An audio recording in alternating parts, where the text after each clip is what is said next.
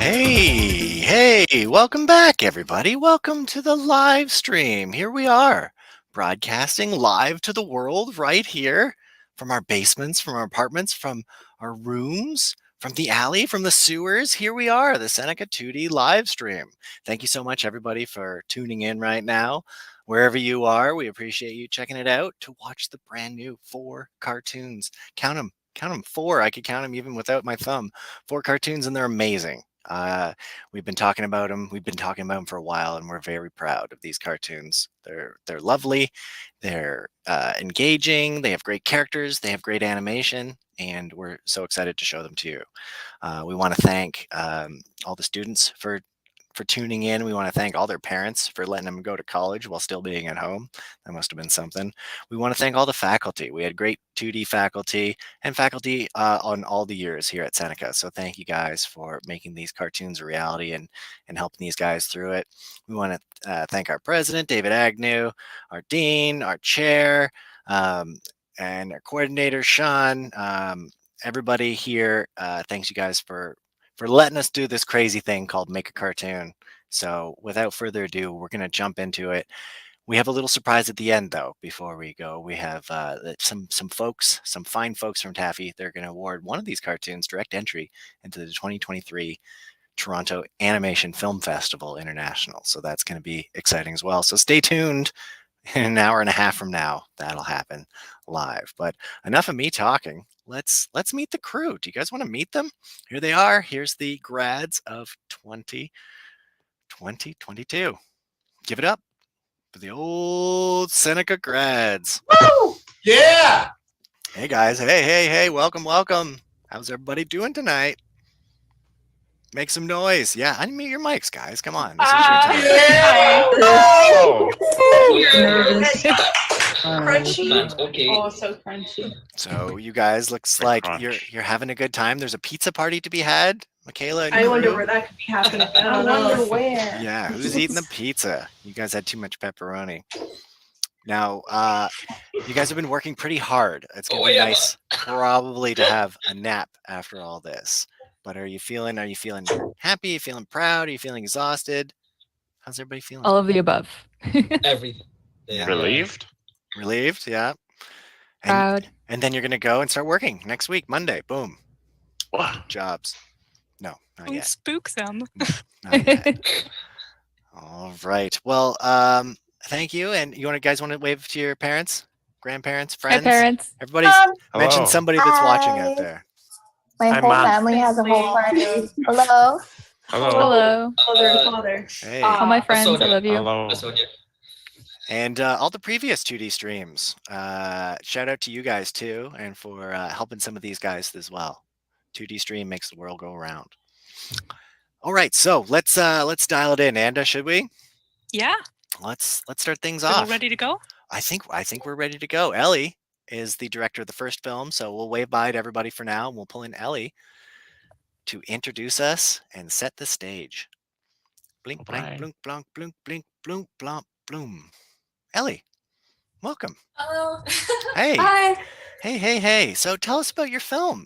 What? Yeah, so my film is called Ursa. It's about a young man named Orion who wants to be a hunter, but he's not very good at it. He ends up venturing deep into the forest to hunt down a very strange-looking bear. However, things don't really go as planned for him. They go a little cosmically awry, little silly, little quirky things happen. All right, I like that. Great intro. So were you set out to make a star-related film, or did that kind of come into the fold, or how did that start? Yeah, so this is a film I've actually wanted to make for like quite a while. I had this idea like for a while, so it's cool that I got to make it.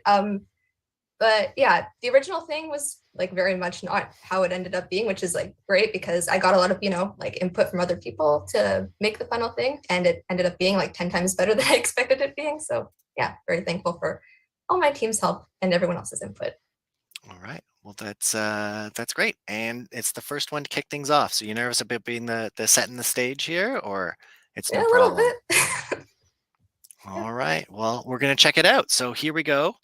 We're going to play a little bit of Ursa right now to start things off. Thanks, Ellie.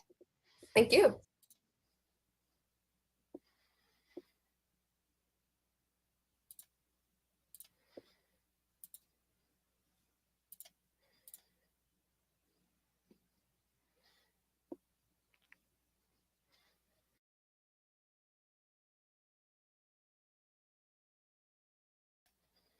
Or maybe we won't do that, as my computer says.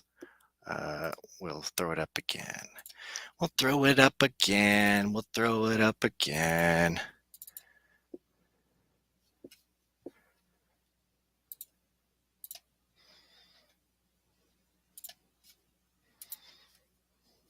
It's being silly right now.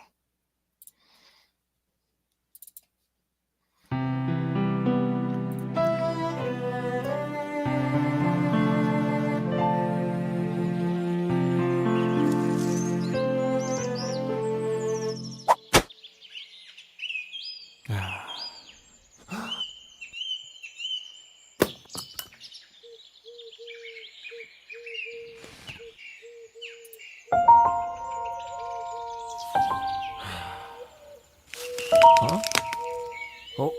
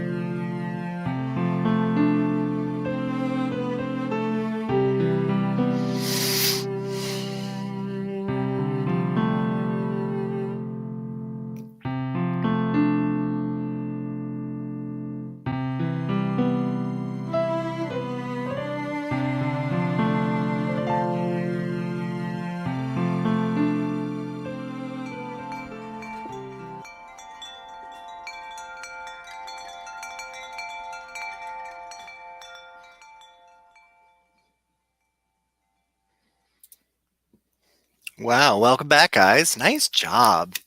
Nice job. What a beautiful job. So let's dive in a little bit, dig into who did what. So, Ellie, let's kick it off with you. Hi, I'm Ellie. I directed this. Yeah, and I'm gonna pass it off to Leslie. Hello, I'm Leslie. I'm the production manager on Ursa, and I did a little bit of everything, some editing, comping, layout, animation, design. I'll pass it off over to Amy. Hey, I'm Amy. I did a lot of design stuff. I did a little bit of story stuff. Did a little bit of everything, and I'm going to hand it over to our friend Hazel. Hi, I'm Hazel, and I was a storyboard lead, and I also did some layout, animation, and comping. And I'm going to hand it over to Miranda. Hi, I'm Miranda. I was a storyboard lead. I did some animation, and I also did some comping. And I'm going to pass it on to Catherine. Hi, I'm Catherine, and I was the layout lead, the color lead, and I did some designs and some effects animation. And I'll pass it over to Vincent. Howdy, I'm Vincent, and I did a bit of everything. I was animation lead and also production manager. Yeah, a whole lot of everything. Over to you, Constant. Hi, I'm Constant. I was the effects lead for Ursa, and I also helped out with design and posing and pre-production for our film, as well as animation and some compositing as well. And I'll pass it off to Jhanine. Hello, I'm Jhanine. I was the rigging lead. I also did some animation and comp. Great. Yeah. Great, and that's the team. Wow, what a film, guys. What a film. All right, we're going to dig in a little bit more and watch some clips from you guys. And you're going to tell us a little bit about the behind the scenes of some of this stuff. So the first clip we're going to play is Ellie's. So I'm going to cue that clip right now.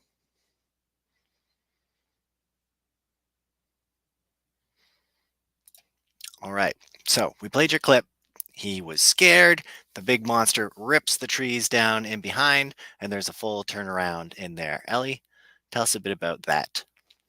Yeah, so this was a scene that was quite difficult to animate, mostly just because it's like two characters. And I'm not like the strongest animator, so it was quite a bit of a challenge for me.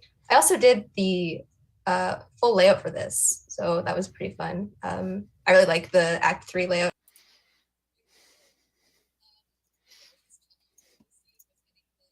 Layered behind the different pieces of the layout.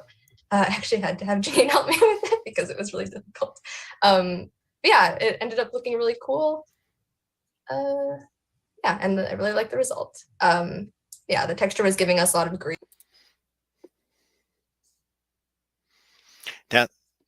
Now the texture. Right here. Oh, that's cool. Yeah. So you painted that by hand on that piece of paper and then scanned it in, or how did that all work? Yeah, so I knew from the start of the film, one of the like design choices I wanted was to have like textures in, just as a little fun stylistic choice to set it apart from some of the other films. Yeah, and yeah, it's all all hand painted. So there's a question from RRTX3. What made you go with this type of texture for the film? Like hand painted, or I guess maybe hand painted. Yeah, I don't know. I was inspired more like by Eric Carle type art, I guess. I really like the textures he puts on his little cutouts and collages. And I wanted to have a bit of a storybook feel for the film, so that's mostly what inspired me.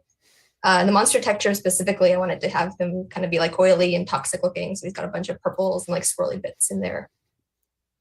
Great. Well, thanks, Ellie. Let's jump to the next clip. So the next clip is going to be Leslie's, looks like. So here we go with Leslie's clip.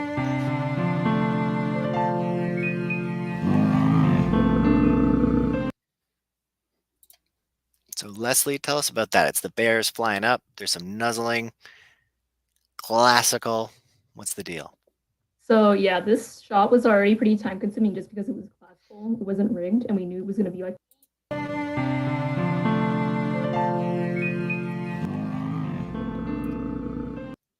pop a lot, and you can kind of see he becomes translucent.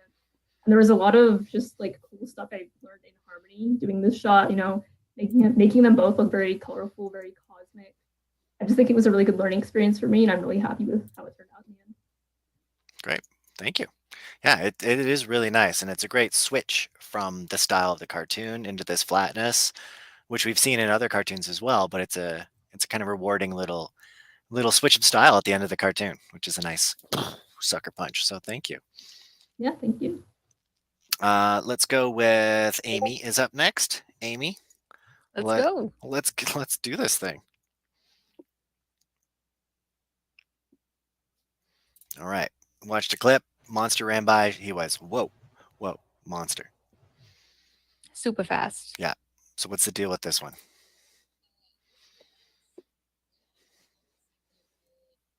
Single-handedly, like I did the layout, I did the rigged animation where you see Orion or Hunter kind of in the foreground, and you see Ursa run by, which is all traditional. And it was a huge learning curve, namely with figuring out how to get harmony to kind of cooperate with everything I needed to do. But yeah, learning the ins and outs just with that shot alone was really, really cool, just to kind of really get a sense of how everything is supposed to work, and just kind of improving my understanding of it. And besides, it was fun to kind of scare our main character a little bit and play with the camera shake and have him look like a giant moving train. So that was pretty fun too. Now, when you said you did the layout, you're talking about the painting of it here. I have it back up on screen right here while you're talking. But tell us a bit about the texture and the painting in there, if you could.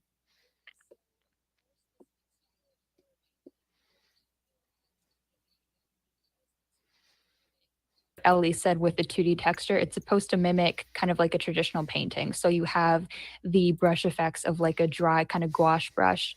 And it took me pretty much our entire film for me to like really nail that, just with the colors and the depth and that layout, because you also have the part where Ursa is in front and behind. It was a 2-layered background as well.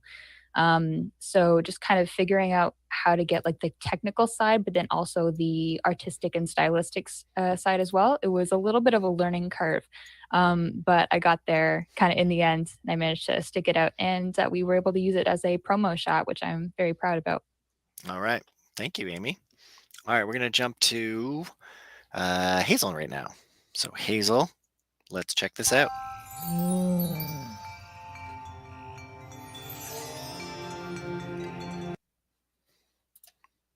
So Hazel, we saw the eye went up and went back. Tell us about it.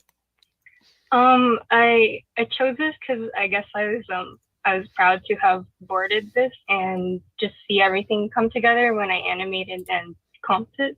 Yeah, and I just think it's a nice transition compared to like, because originally we had Orion putting the eye back himself, and we thought it might be a bit too graphic, so we wanted it to change something magical, but also like making it easier for the animator. So I thought, why not make a transition like this?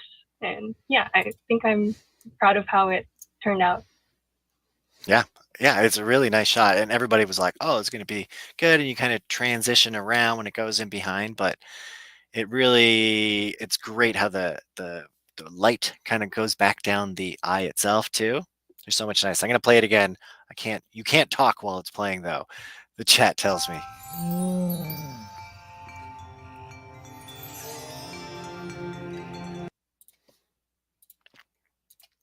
So, nice job. Good work. Let's keep trucking here. Miranda, you are up next. Are you ready? Yeah. Ready.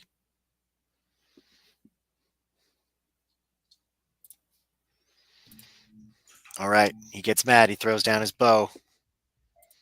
Yeah, so this definitely wasn't one of my hardest shots to do, but it's definitely a shot I'm pretty proud of. I storyboarded the scene as well, and I think one of the main things that I was trying to nail down was the character acting, which is because this is where you first see Orion, and you really need to have a good understanding of his motivations, and you need to get a sense that, oh, this guy's really frustrated, and plus I'm really happy with how the effects for the pond turned out. So overall, this was like a scene I'm pretty proud of to show off.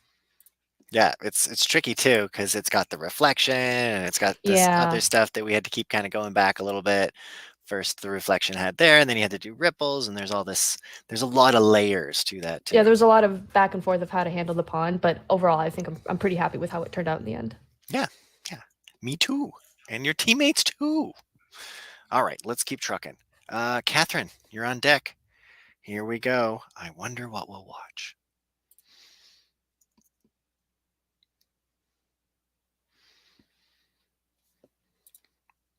Well, there was a bunny and somebody shot at him. That wasn't very nice.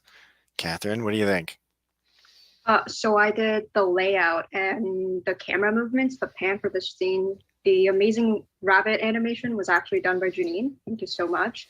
It's a very big scene, so I definitely couldn't have done it by myself. But I chose the scene because it's such a big scene, and it's the very first shot of the entire film, which will set the tone for the rest. And I thought it was very important that I get it right. And I'm really happy with how it looks. I think the timing turned out pretty fine. And yeah, and the coloring all looked really nice too. All on point. Well done. Well done. Let's watch it one more time.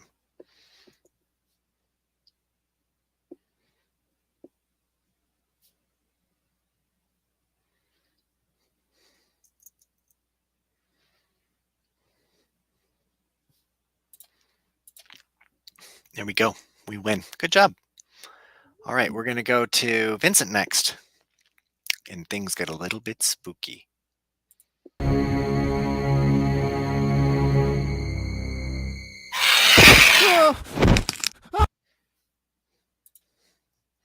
Whoa. Whoa. What happened there, Vincent? Action pack, transition scene, crossbow obliterated. No more crossbow. Orion, go time. Gotta go fast time.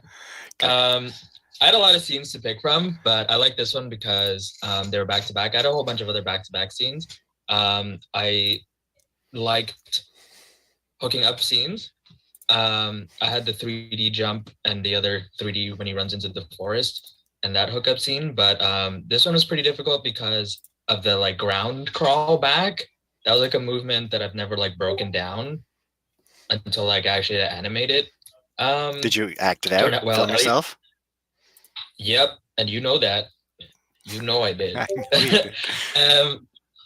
Ellie did a great job comping. The lighting on the scene when he's scuffling back is fantastic. Hell yeah. Also, since we were talking about textures, here's Ursa. This is the entirety of Ursa's texture in this little square. And there's other stuff. Whoa. We were originally going for like textures in the layout as well, but we figured it might get a bit too clumpy or clunky and make our files heavy. But yeah, that's Ursa. You gotta put that on the eBay, man. Make $1. I'm kidding. Take that to your grave. All right. Thank you, Vincent. Constant. It's all you now, Beatty. Here we go.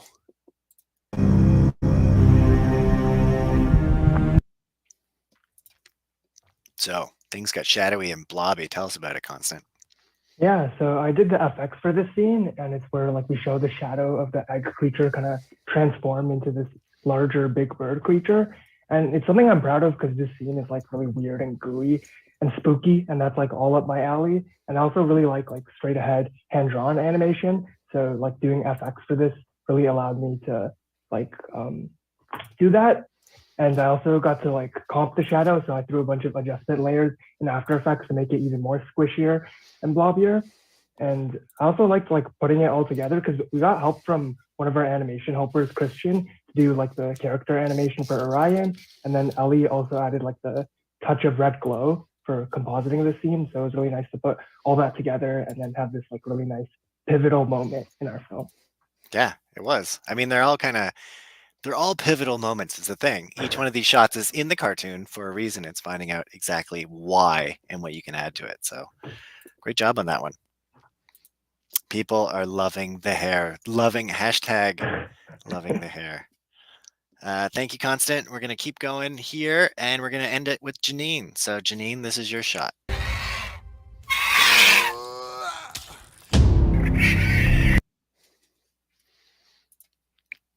the eye was grabbed. Jhanine, tell us about it. Why did it have to be like that? Why the eye? Yeah, actually for this shot, I did the character animation and Emma and Catherine did the effects because they're absolutely killing it with effects. This actually changed a bit from the Leica because I ran into some problems on how Orion would hold onto the monster. So I think Vincent suggested to make this skin sticky. So I wanted to show that in the beginning, and I think it worked out great. Yeah, yeah, it did. I mean, it's gross from gooey. We're gonna watch it one more time because it's amazing.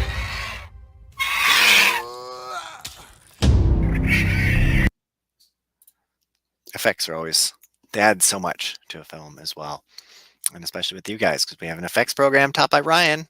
Shout out to Ryan. That winds it up for the talk about all these things, but let's throw it out to the crowd. Does anybody have any questions from the audience they want to ask these guys once we have them right here? Throw down your questions. The chat is hot tonight, folks. There's people talking about Ryan. Birds are the root of all problems. Textures are poggers. People are talking about things that are spicy. Very spicy. People are saying well done. But this film, it like a lot of films sometimes with Seneca, there's directional things where we're always trying to get the character going one way. And I remember when you're trying to stage that battle on the edge of this cliff, then the stage direction was a little bit tricky. And Vincent's shaking his head. Vincent, tell us a bit about the storyboarding the action sequence. If you remember the Leica streaming, I very said I don't do storyboard. But then the fight scene revisions happened, and guess who did most of the storyboard? Obviously with the help of other people, but like the main directional changes and like figuring out like how to keep the same posing and shot composition, but where to like place the camera where it'll make sense. That was like a day-long no sleep endeavor to like revise that sequence. And we finally, me and Hazel were like, we got to do something epic for the end. And Hazel was like, Space Jam? I'm like, jump scene? And so that's what happened. We were trying not to actually have Orion launch off of Ursa because I personally didn't want to animate that. But then it was probably the most epic ending to the story. So yeah, that revision was needed, and it was I think it turned out great. Yeah, I think it did. In the end, it made sense, and you guys crossed the axis, but you bent a little bit when you did it, and it was smart. So great job. Shout out to Rui, the storyboard teacher, as well, and also Stefan Noam. Big up Rui. Rui's in the chat. I know him. Rui is alive, and I was gonna say, yeah, And Stefan Noam for helping with Anda. all the design. Yeah, Anda. I mean, Makasan. We could go on and on. Zub with some of the writing and stuff too. So there's a killer crew of 2D teachers here. A couple questions. We'll end it with you guys. Number one, what was your favorite shot, or what was the most pivotal shot? And will you make another short besides Ellie? Because everyone knows Ellie's going to. But is anybody else going to venture to make another short? I wonder what Constance's answer is going to be. Go. Favorite shot, and will you make another short?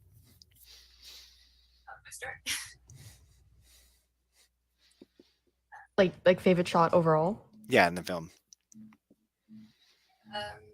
I think it's so hard to pick. I really like Leslie's shot at the end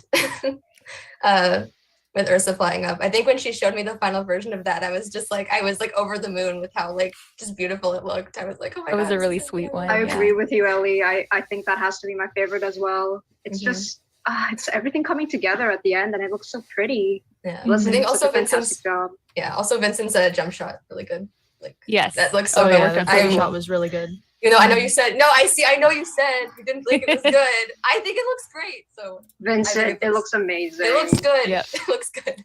Takes Yeah. the action Too from hard like on here to himself. here. It's so good. Yeah, I also love Leslie's shot because it's hand drawn. I think that's like the coolest part. And the comp was also like super good on that shot. Thank you guys. I love the comp in the film too. I think the shots in the middle when the creature transforms and everything turns red, all those shots just look so awesome. Those Like, I were love the awesome, transition yeah. colors. Oh, that was so fun to comp. I loved doing all the lighting stuff. It was really fun. Someone wanted to know more about Eggman, and I think we do too. He's a mystery. He's just a little guy. He's just a little guy. That's like He's a little quirky, you know? Just wants an eye. It's up to audience interpretation about what he is. He's just Wouldn't there. you want a Someone also magical asked- eye to eat? Someone also asked where the idea of the bird monster came from, and I think we can agree that came from the fact that it started off as an egg, right? I think like it originally was just a slug, and then we were like, let's go vulture. Yeah, I think we were talking to Rui, and then I think Rui gave the suggestion of like tying it to some sort of other animal. Yeah. Originally, it was just like a big blob, like slime monster. I didn't really have an idea for like what it would look like, but I like that we went in the bird direction. He looks so cool, and the way that his neck moves especially was probably my favorite part. It's just so unnatural and disgusting, and I love it. It looks insane. Mm-hmm.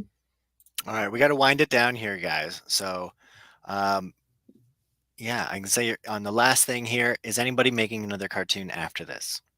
Or was this exhausting No, for I you? like sleeping too much. Yeah, and okay. seeing my Maybe in a favorites. few years when we've recuperated from this. I'm gonna be making more cartoons after this, hopefully. Yeah, I will check too. Constance out. I think that's what Barney was trying to get at. Yeah. Yeah. I think both I'm you gonna guys be- will have to follow along. So we'll have to post and keep us up to date on that. So congratulations, guys. Again, wonderful film. Wonderful job. And we'll see you later. Thank you. All right. Bye-bye. Bye-bye. Bye-bye. Bye. Bye. All right, we're going to bring in the director of the next film here. So we're bringing in Jamie. Jamie, get in here. Jamie, tell us about your film. My film is about a dad who is grieving the loss of his wife. He's really depressed, he's really grumpy, and his son notices. And he goes above and beyond to try to get his dad to get back to normal. And we're gonna see if it works, if it cheers him up, and we'll find out. Now, why did you make this film? Why food? I'm just always hungry, if I'm being honest. I love cooking, I love my family. I thought those two things would go great for a story. And it like ties back to home. I'm Chinese. The film Sick Fan is in Cantonese. And I got my dad to voice act in it. So I thought that was really touching. So That's I'm a really winner happy right with it. there. All right. Well, thank you, Jamie. We're going to queue up your film. But first, tell us, when you're making this film, and it's kind of personal, does your family get involved with it all? Are they saying like you're doing it wrong? This is not how you're doing it. This food is, how?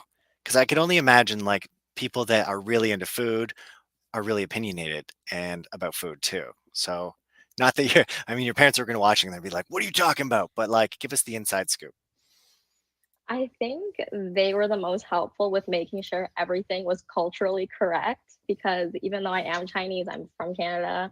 I don't really speak Cantonese much. So getting them to fact check everything was probably the best part and the funniest part, because apparently I don't know much. Well, that's good. Good to have people you can rely on then. All right. Well, let's play it. Here we go. Sick. And is it Sick Fan? Sick Fan. And are you going to tell us the meaning of Sick Fan right now, or do we have to wait till afterwards? You'll find out. You'll find out. All right. You're right here. Seneca 2D stream.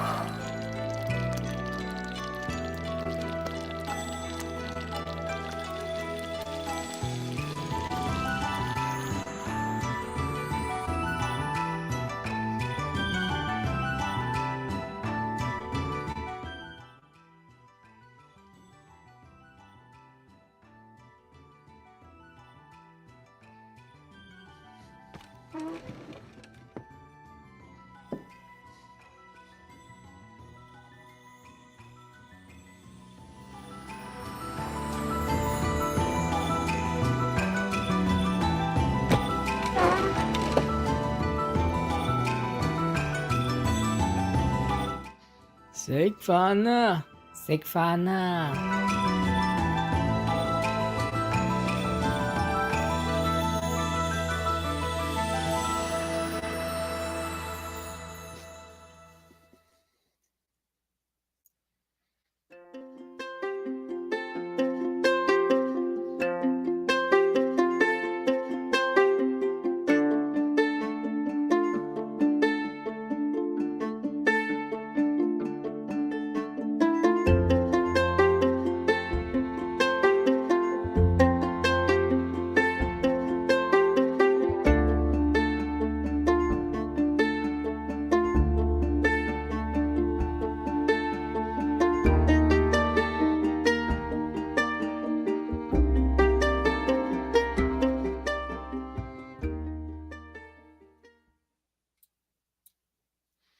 And we are back. Congratulations, guys. You made everybody cry.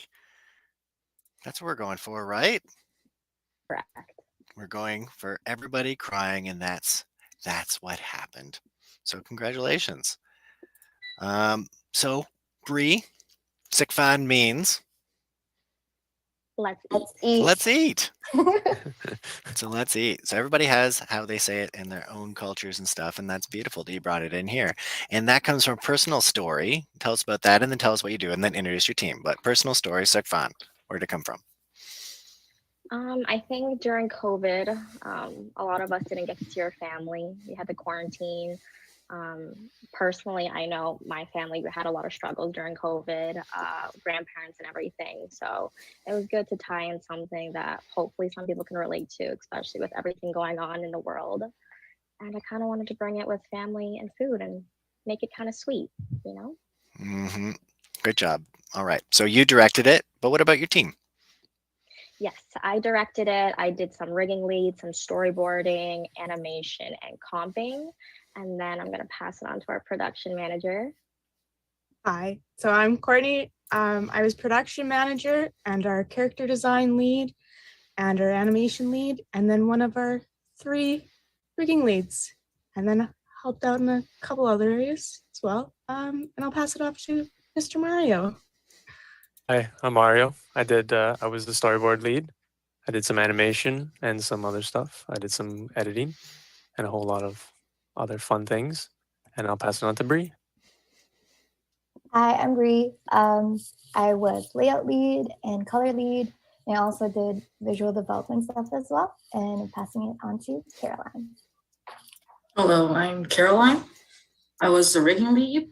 I worked on some animation and also helped a bit with character design. And passing on to Rangi. Hi, this is Rangi. So I was working for some storyboard and some layout, some rigging, and some animation and 2D effect animations, and passed to Arruni. Hi, I'm Arruni. I worked on a bit of rigging and a bit of animation. I guess I'm the last one. You're the last one. Here we go, right back in. So again, congratulations, guys. People, that's the tearjerker film of, oh, maybe there's more, but I don't think so. I think things get weird from here on out, folks, that you're watching. We're going to take a look at a clip from each of you guys, and then you're going to tell us a little bit more about the process, whether it's animation, whether it's paint design, all those good things. So we'll take a little peek down the road. We're going to start with Bree sharing a clip right now. So we'll pull in your clip right here. Or sorry, no, Jamie. We're going to start with Jamie. Guys.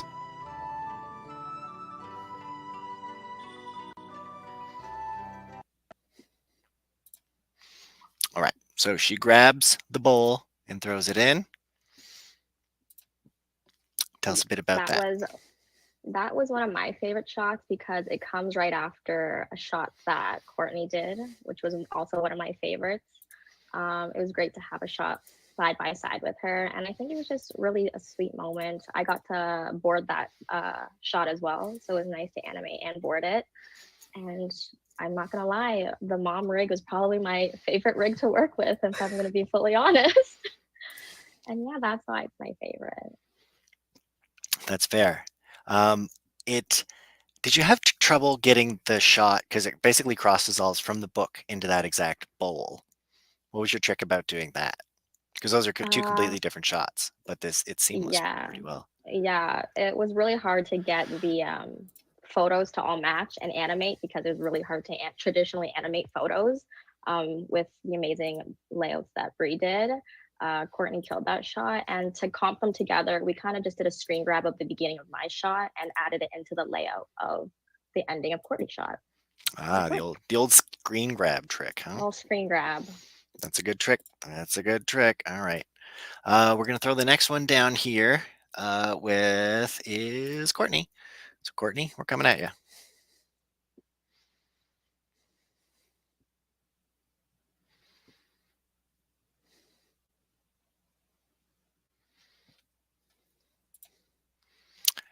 So Courtney, we have the consoling shot at the beginning. Now, if you guys don't know, Courtney was a workhorse on this film, working tirelessly animating half the film herself. It's got to be.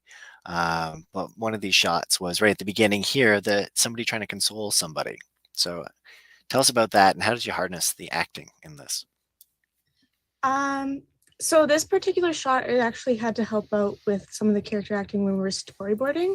So I had already kind of gotten in like a little bit of the mindset of what I wanted to portray with it. And then when it came to assigning scenes, I was like, no, I want that scene. So a big thing that I was focusing on when I was animating it was particularly like his initial breath, because you don't take a quick breath. When you're sad, you're taking like deep, heavy sighs. And so I had to really work to slow it down. And for people that don't know, turnarounds with rigged characters can be really difficult. So it was a big learning experience and a lot of tweaking to try and make everything feel as good as it feels. Mm-hmm. Amy writes, I love the hesitation in the hand. How did that come across, and how is that? How'd you get that right? So I know I got a lot of feedback about it initially because I kind of had him like kind of pull back a little because he's unsure, and like I know you had made a comment of maybe don't pull back, just hesitate, because I wanted it to very much feel like he wants to console his dad, but that he doesn't really know quite how, which I find happens a lot when people don't necessarily know how to deal with somebody else that's very emotional. And I really wanted to help portray that in this animation. Fantastic. An animal lover we see. Let's see the cat emojis. There you go. All right, we'll keep things going. Thank you, Courtney. We're gonna throw it to Mario now. Here's your clip, Mario.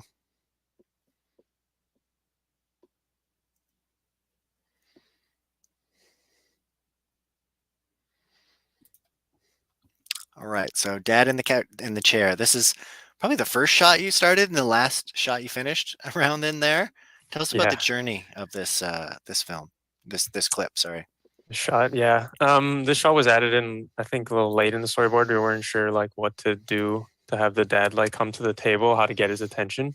So we really wanted like the smoke to come in and like catch his eye, but not to like cut him off and like be in his face or like weird. So we kind of had it waft in slowly through the top, and then he kind of smells the dish that he once remembered his wife always made for him, and then that's what brings him to the table.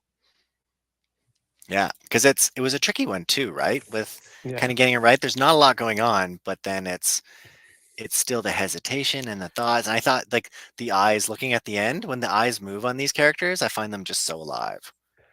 Yeah, that was like we really wanted to make him like realize like what was happening. So it's kind of like he just sees it and then he notices like, oh, what it is. So he kind of like looks up quick, and then that's what gets him to the table.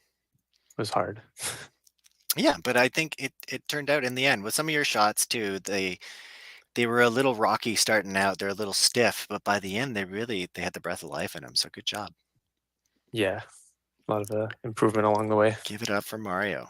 All right, we're going to go to Bree now.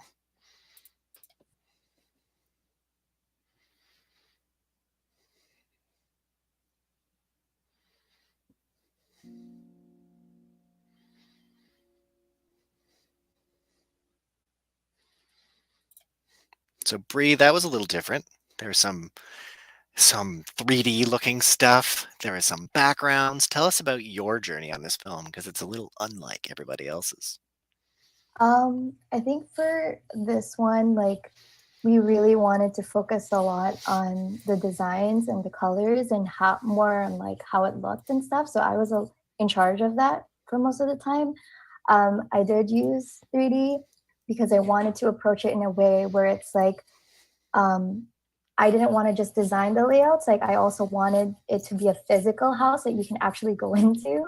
So because I've been drawing the whole, like you can actually like go in the house and everything is like in its place. So it's easy to like do storyboard. It's easy to like do different angles. And I think that was really important when it comes to like picking out cooking shots.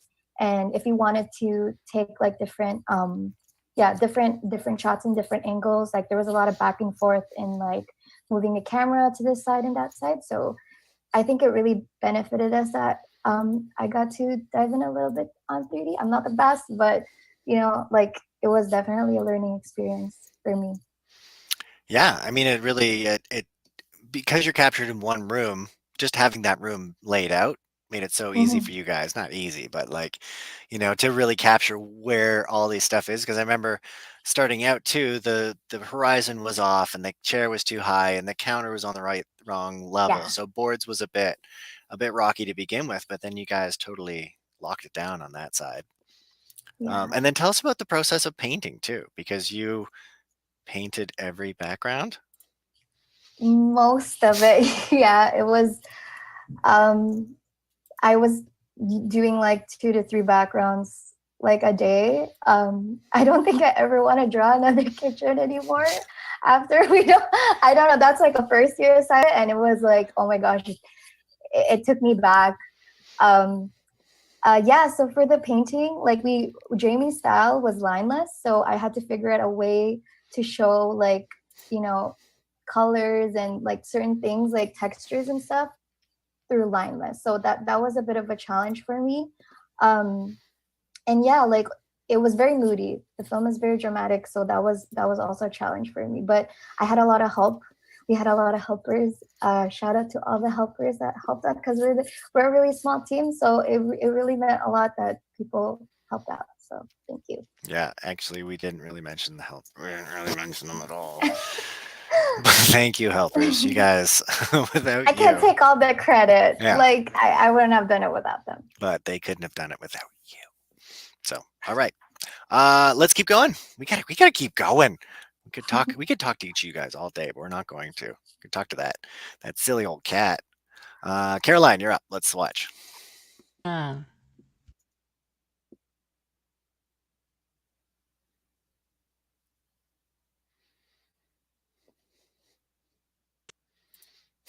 You chose the noodle shot at the end. I hadn't even watched that until today, I think. Yeah, because it was done on like just this week. Yeah. Sort of short notice. So do you feel, because you were kind of a workhorse in animation as well, you animated a lot of shots and you really progressed as well on your journey as an animator. Do you feel like at the end, like, boom, nailed this? Like you got so much acting kind of training, you were whipped into shape? Yeah, I guess. I was mostly just stressed because I had to like do it on such short notice. Yeah, but I mean, that's when you shine too. You're just thrown in and it's like, animate this. And you're like, okay, I'll do it. I'll do it, Sarge. And then and it looked great. I looked at it. I was like, whoa, this is great. I didn't even have to write out 9 notes in it in Sync Sketch. It was just good to go. So congratulations on all those shots. You did great. You did great. All right, let's keep trucking. We're going to look at Rangi is up next. Rangi.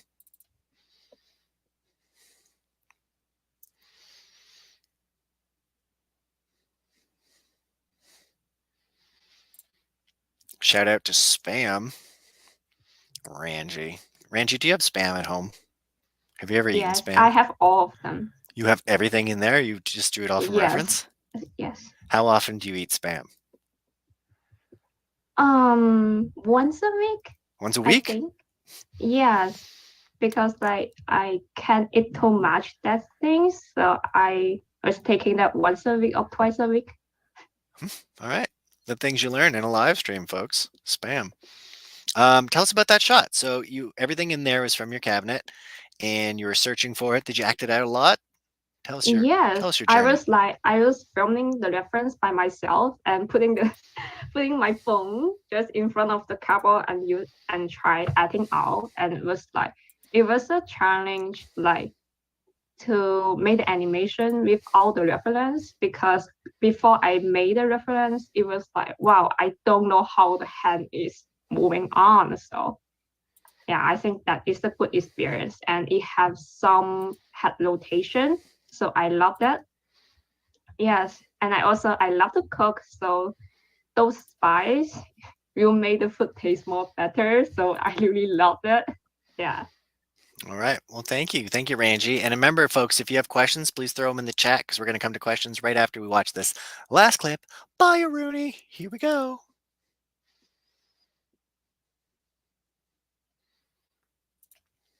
He said, "I'm so sad. I walk away." So how many times were you sad and walk away with this? When you got revisions, were you like, revisions? I got a lot of revisions. This was actually hard for me just because I wanted to get the emotion down as much as I could, and I got a lot of feedback from my team, especially Jamie and Courtney, because the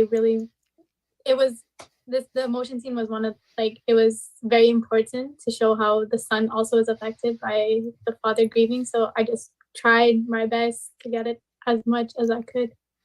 And you just channeled the sadness. They said, more revisions. And you said, more revisions. That's fair. That's what I would do. I just get angry, though. Smash things. Revisions!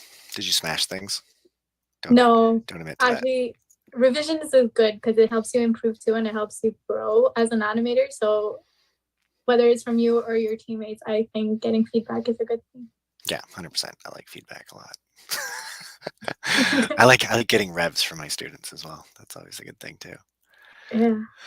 All right, we got a question. Steph says, what the crew's mouth constantly watering about when they animated? Were you guys hungry when you animated? Was any of this making you hungry at this point? Were you like, I never want to eat miso? I think the best part was when Bree was drawing all the dishes, the food, when you see that food montage and you see all the dishes flipping. It was funny because I would go to a Chinese restaurant, send pictures to Bree. Bree would go to a Chinese restaurant, send pictures to me. And basically every single time we went to a restaurant, we would take pictures of references and being like, oh my God, that's a Chinese dish. Let's draw it. Yeah. So that was really awesome. I would work on them at like 2 a.m, and I was like, darn, I want to eat a snack. But no food. So that's cool. I mean, I think, yeah, that shot with all the food, it definitely is a hunger inducing. If I wasn't crying, I'd be hungry kind of thing.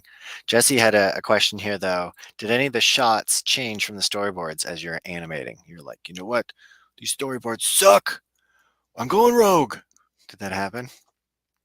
A few times. Our storyboard could have been stronger emotionally with the character acting. So we definitely had to push that when we were roughing out our characters, when we were doing the rig animation. They could have been pushed a bit further, but I'm pretty happy with where they were. Yeah, I think overall, it's a beautiful film. And we'll see. We'll see it if it is as beautiful as the Taffy Golden Ticket winner in a little bit. We'll see who that's going to be, but we won't know for a little bit. So thank you guys. We're going to keep things rolling. Go rogue, somebody says. Always go rogue, says John. He just throws his boards right out. Thank you, John. Thank you, Lillian. Thank you, everybody, for commenting here. And we're gonna keep trucking. We're gonna bring in Mikayla. So thank you guys, and get out of here. Mikayla. Hi, Mikayla here, alone and not in a room with other people. Fair enough. So, Yeah. Mikayla Alone, tell us about this film. Well, and if you want to have a looky at our little poster here as I explain, Laundromonster, this is our resident spooky film where we get to follow a little girl named Daisy on her first visit to the laundromat to try and wash her teddy. But it's going to go a little awry. What's going to happen? Is she going to wash Teddy? Who knows? I don't know. I don't even know. And I directed the film. Yeah, I mean, I don't even know, and I've seen it many times, but we will Yeah. have to see. Hopefully, it's suitable for kids of all ages, is all we have to Maybe. say. Now, why a washing machine and why horror and why does it happen this way? Why does it have to happen this way? I just think it's funny when things are kind of spooky like this. I was kind of inspired by, there's this song that I like that's about a haunted arcade machine. And I thought that a laundry machine would be a fun sort of like twist on that. Like a laundromat setting, I thought would be sort of a fun, like clean, like environment to explore and have something horrifying happening. So I feel like the contrast in themes there, clean versus like gross and horror. I thought that was kind of fun to play with. Yeah. All right. Well, do you think we should watch it? Maybe if you want. I don't know. Do you think we should just give it a go? I don't see why not. All right. Well, we're going to watch out Laundromonster and we'll come back and talk about it with the whole team. With everybody. Hey, what kind of shirt are you wearing right there? I don't know. Oh wait, look, it's the Seneca 2D shirt. Oh my gosh. And it's all of the characters from the films. Wow. Whoa. I'd say buy one, but I don't think they're available anymore. No, limited time only. If you miss it, you miss it. All right. Too bad. Laundromonster, here we go. Thanks. Let's go. Yeah, at a laundromat, the place where everything filthy comes to get cleaned. Today, little Daisy Bell is going to wash her teddy. Oh, but she's a little bit scared. Teddy is filthy, and filthy things must go in the laundry. Do the wash yourself, Daisy.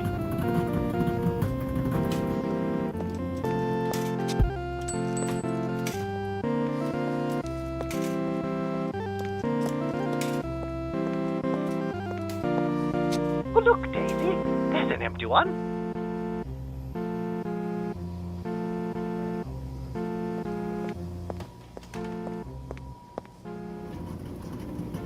Come on, Daisy. Remember what Mom said. Filthy things must go in the laundry.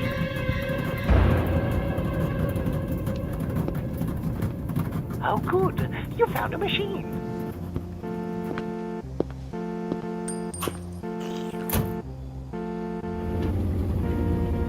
Wow, Daisy was able to wash Teddy herself.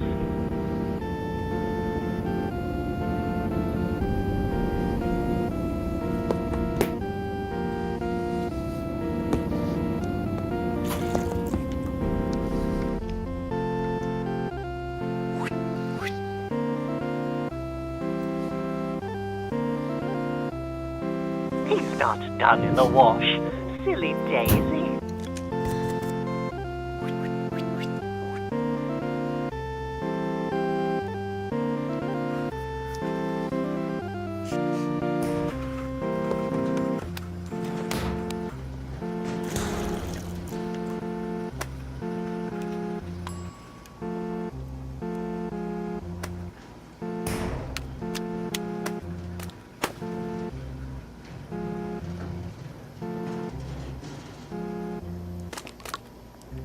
Teddy's not quite done in the wash, but he'll be clean soon.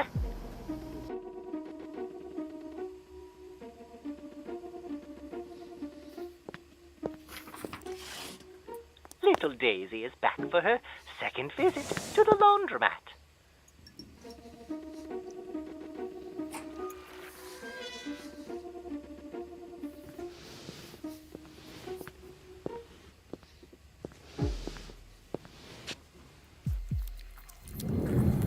It looks like Teddy is almost done in the wash.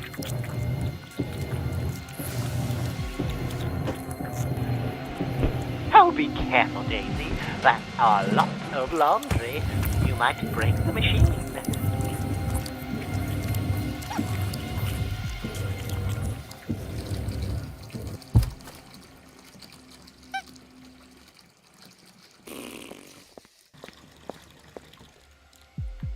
Daisy? Daisy? Look at you. You're filthy. Remember what Mum said. Filthy things must go in the laundry.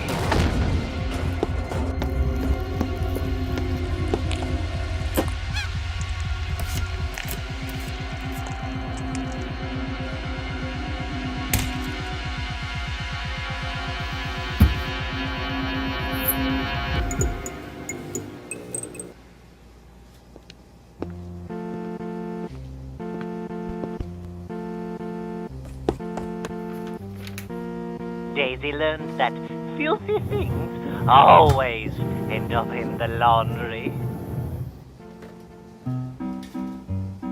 Daisy, Daisy, give me your answer too. I'm half crazy, all for the love of you. It won't be a stylish marriage. I can't afford a carriage, but you look sweet upon the seat of a bicycle built for two.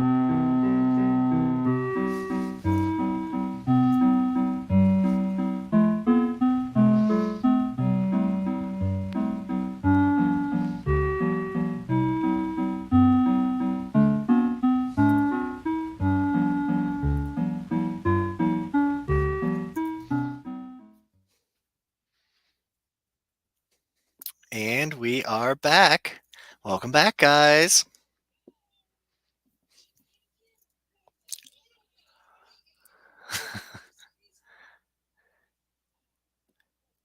Well, filthy things must go in the wash. Filthy things. Well, congratulations. That was lovely. Let's hear from the team a little bit. So, Mikayla, we're going to throw it to you first. What did you do?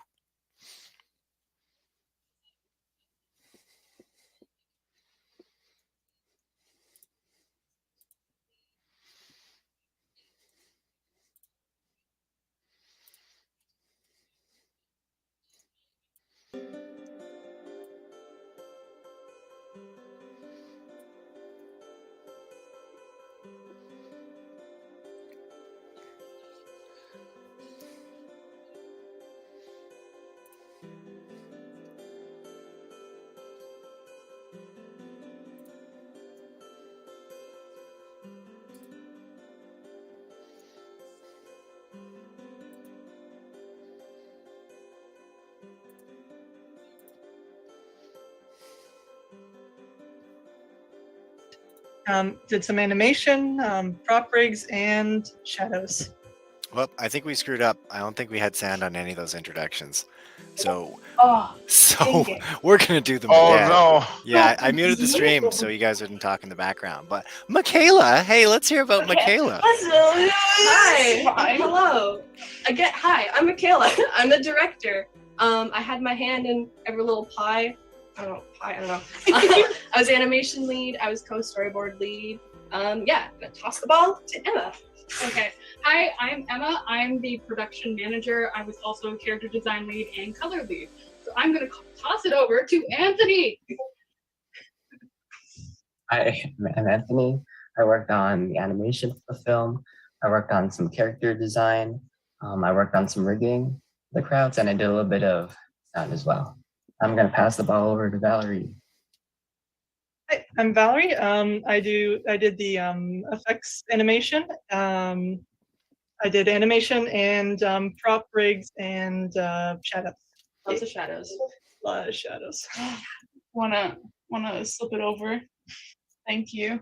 Hi, I'm Kristen. I did rigging lead, comp lead, and I was co-storyboard lead, and then I did a bunch of other stuff as well. Yeah, of course. Young, heading your way. Got it. Hi, my name is Young, and I did some animation. I did some storyboarding too, and I did like a little bit of layout, and then a little bit of top rigging. And I'm gonna pass the ball to Julia. Thanks, Young. Hi, I'm Julia. I was co-layout lead along with Shayla.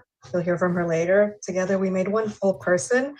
I also worked on animation, and then a little bit of character design, a little bit of rigging, a little bit of sound. Yeah, that's me. So next, we got Alex. Yeah, I caught the ball that you threw. Hi, I'm Alex. I did the animation. I did some prop design, and I did the sound effects as well. I got all that together. I also did some shadows. I'll toss it over to Shayla. Yeah. Hi, I'm Shayla. Like Julia said, I am the co-layout lead and the BG paint. I also did some animation and rigging. Wah wah wee wah. Yeah. All right. Well, great job, everybody. Let's dig a little bit deeper, shall we? Should we dig a little bit deeper? Let's dig through the laundry. Let's dig through and see what else is there. All right. So we're going to start off with Mikayla. We're going to see one of your shots. Oh yeah. Number 27, Yummy Child. We'll talk about it in a second.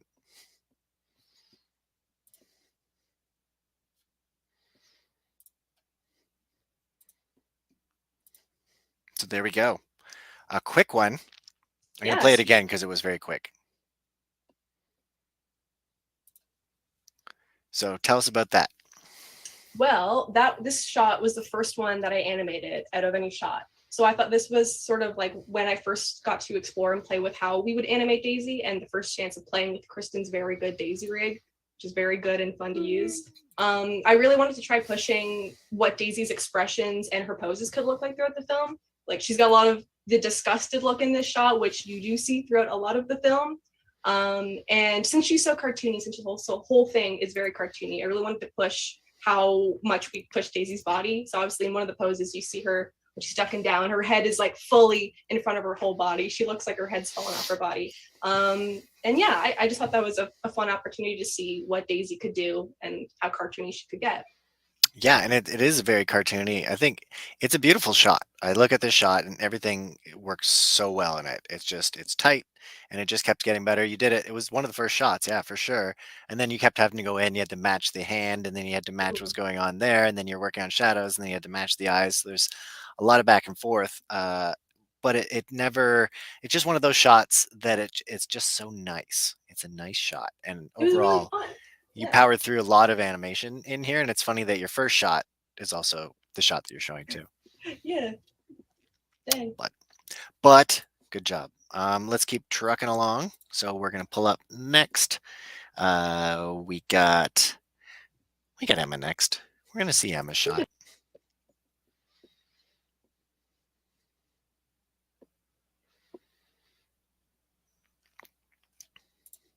So pulling off the label, washing the dead Bman. Tell us about it, Emma. So this shot literally had everything. So I did a little bit of everything in there. I made the lovely corpse rig that we see that I got to do. I got to animate the shot. I also got to put in a really gross background in the background. The challenge for me is dealing with a laptop who hated it. So it was a challenge to get that running, and doing it also a challenge for me because I'm not the best animator, but I can do it somewhat. You got it, King. Oh, I know.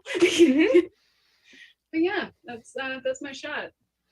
That's a fine shot. Yeah, how was it? So we'll just put it out there. They didn't tell me, and then they made me the dead man in the washing machine. How do you feel being the dead body in the film? Well, it's funny because I'm also the narrator of the film too, if you noticed as well. But what came first, the dead Bman or the voice of that? Now that's the question. The dead Bman. It was the dead voice, Bman. Yeah, you're like, we're gonna kill this. Why was it? We're gonna kill this guy. Too many revs. Why was it? Too many revs. Gotta kill him. Because it could have been Gnome that was dead. We wouldn't do that to Noam. No, too sweet. Yeah. All right. Well, whatever. I'm dead, and I can deal with that. But I think it's a badge of honor if somebody kills you in their cartoon, then I take it as a badge of honor. Oh, good. Of course. Great cameo. Let's keep trucking along though. We're running long, guys. We're running long, but that's how it's gonna go. Anthony, you're up next.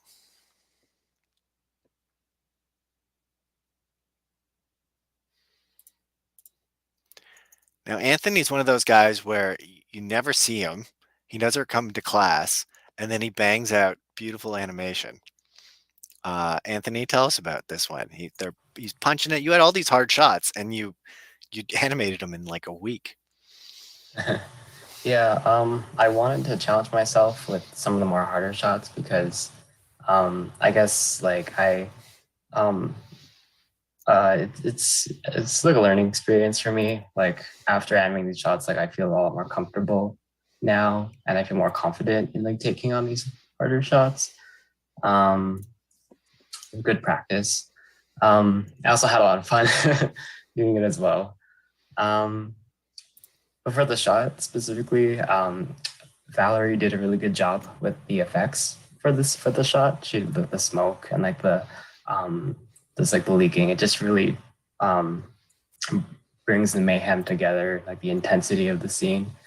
An issue I had, like a problem, like it was just like the layering that had, like, because there's so much like layering in between. Like you have Daisy and you have the machine, and then you have the clothes, and then you have the mom, and then you have the shirt. So I kind of got like a bit mixed up and all that, but yeah, I was able to fix it, and I was really glad how it turned out.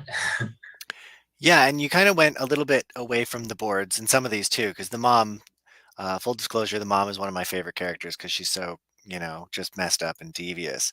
But in the boards, she's like pushing the laundry back in there, and then at the end, we have her like kneeing it and full on punching it into the laundry machine. How'd you get into character for being so brutal to your laundry? Did you act it out? Were you on your hands and knees?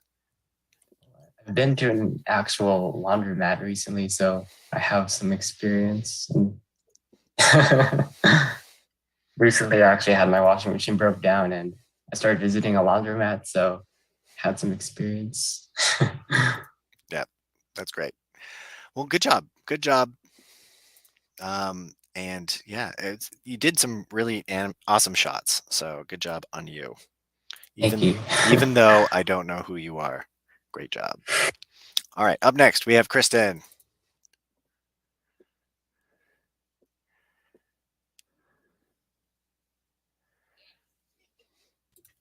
We're watching the shot. All right, so pat on the head. Yeah, I mean we're watching it as you're there.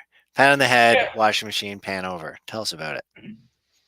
So I really like this shot because when I boarded it, and it was really fun to like squish her head down and do that like very like expression that she did. But also I chose this shot because she does like a little turn, so you get to see what the rig does, and I built that, so I really like it. Yeah. But yeah, that shot was really fun to do because I also like camera moves and doing eases in and eases out. So that was really fun. Ease and also in and ease out on a camera move. You're such a stickler for it, but I enjoy it also. So It does feel good. it's so pleasing when Yeah. it just like slows down and feels so nice. Also, there's a lot of subtle animation on this shot, so that's also something I very much enjoy. But yeah, that's it.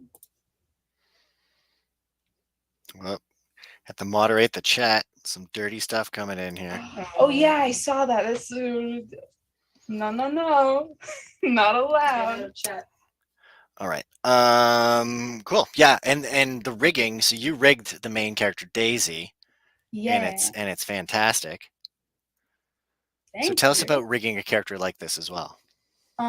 So with Daisy, she was actually deceptively hard in some ways, but also easy in others. So because in some we have like her arm is all one thing technically because she does like the noodle arms, right?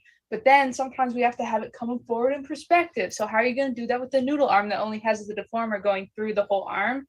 So then I had to build like multiple like drawing subs on top of like her arm, so then also that she could like do something like this, so her forearm comes forward.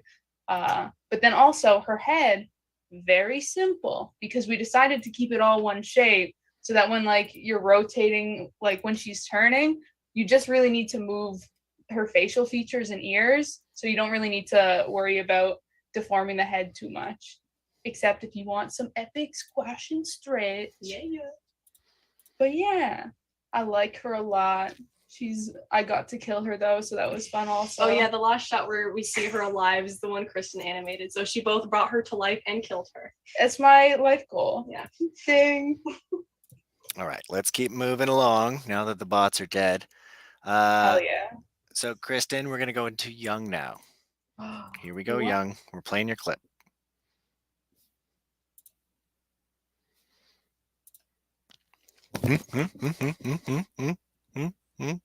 So, Young, tell us about this clip. Yeah, I chose this shot because I like how this like whole backing off action turned out. I'm proud of it. And it made me realize how important it is to like film yourself for a reference video because that helped me a lot, especially for this shot. Like it was challenging to animate the whole body backing up like real quick.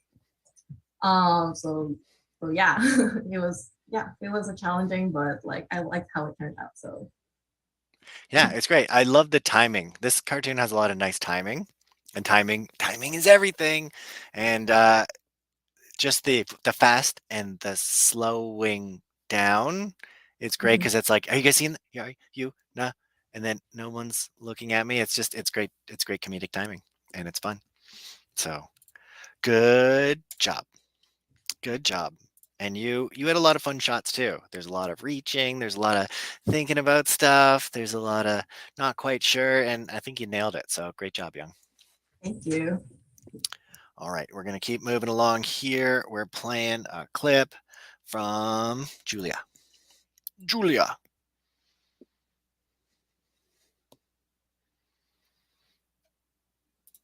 All right, she's walking. That's a back shot, dragging it up to the washing machine. Tell us about that.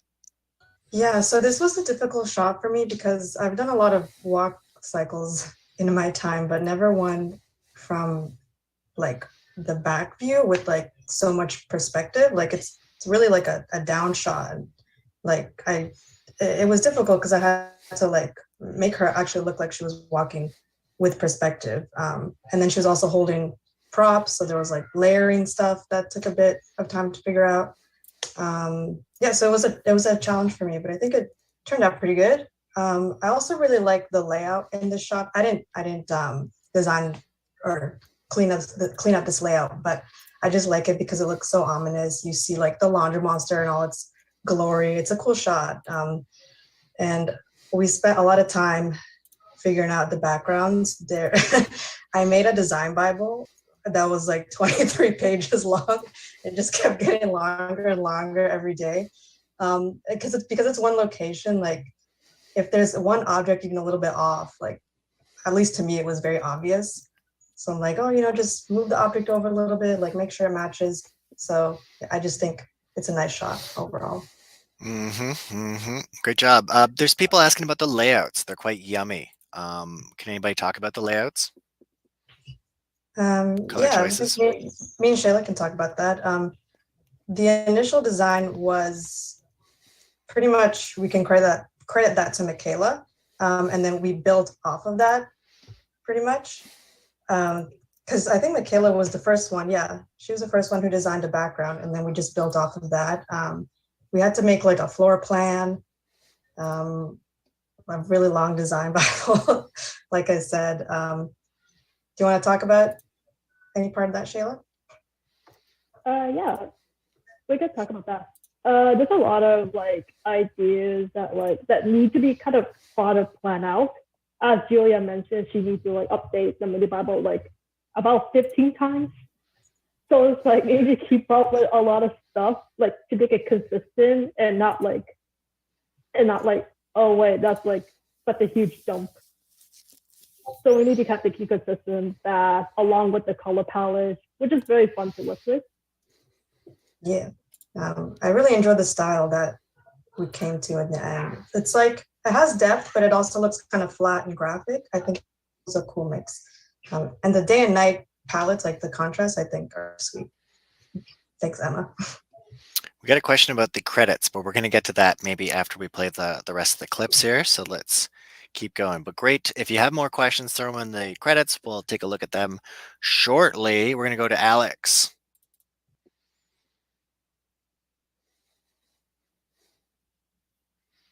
All right. We got a big transformation that people have been talking about. The transformation. Yeah, that one took some time. Was it 2 weeks? Was it 3 weeks? How long were you working on that? I think it was 2 weeks, or 2 or 3. I think it was like 2.5. 2.5? Yeah, I think so. Yeah. I mean, that's not every day, all day, but like on and off, you're pecking away at that puppy. Mm-hmm. But you must be pretty happy with it because it's pretty cool. And it's rigged too, which is the crazy thing. I had to break that rig so much to get it the way I wanted it to look. So yeah, that in itself took a lot of time, and I had to like mess around with the deformer a little bit here and there and to get the angles I wanted. So yeah. Anthony's saying it's his favorite shot. Yeah. Not this Anthony. This Anthony's saying, "What are you talking about?" The other Anthony. I get my Anthony's mixed up all the time, folks. It happens. Okay. But yeah, I wanted to make the shot as impactful as possible. So I got that perspective going in with the tentacles coming closer to the camera. Yeah, I really enjoyed doing it. I'm glad how it turned out and everything. So yeah. Me too. I'm glad it turned out because it made the film great and creepy. All right, let's keep going with Shayla. Thank you, Alex. You got a big fan base.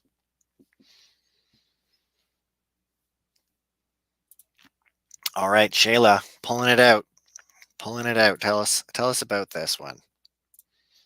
So this scene is kind of more difficult than I imagined. Basically, like working with harmony, like I have to work with a lot of rigs like coming together, especially the clothes like clustering around Daisy. Working with the Z depth like in and out is very difficult. So I kind of regret not like setting that up, like spending a lot of time on that in the beginning. But in the end, I think it's kind of like looking good. I'm glad it turned out well. And also the animation is very fun. Like it just keeps popping and everything. So squishy. Somebody says so squishy. Also the effects too, probably all together. Mm-hmm. But yeah, fantastic work. All right, I think we got our last one coming up here. It's Valerie, and Valerie did a lot of effects. Let's see if this will be an effect shot.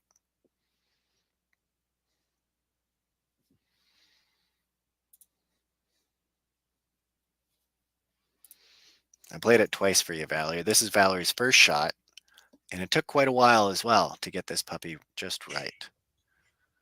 Yeah.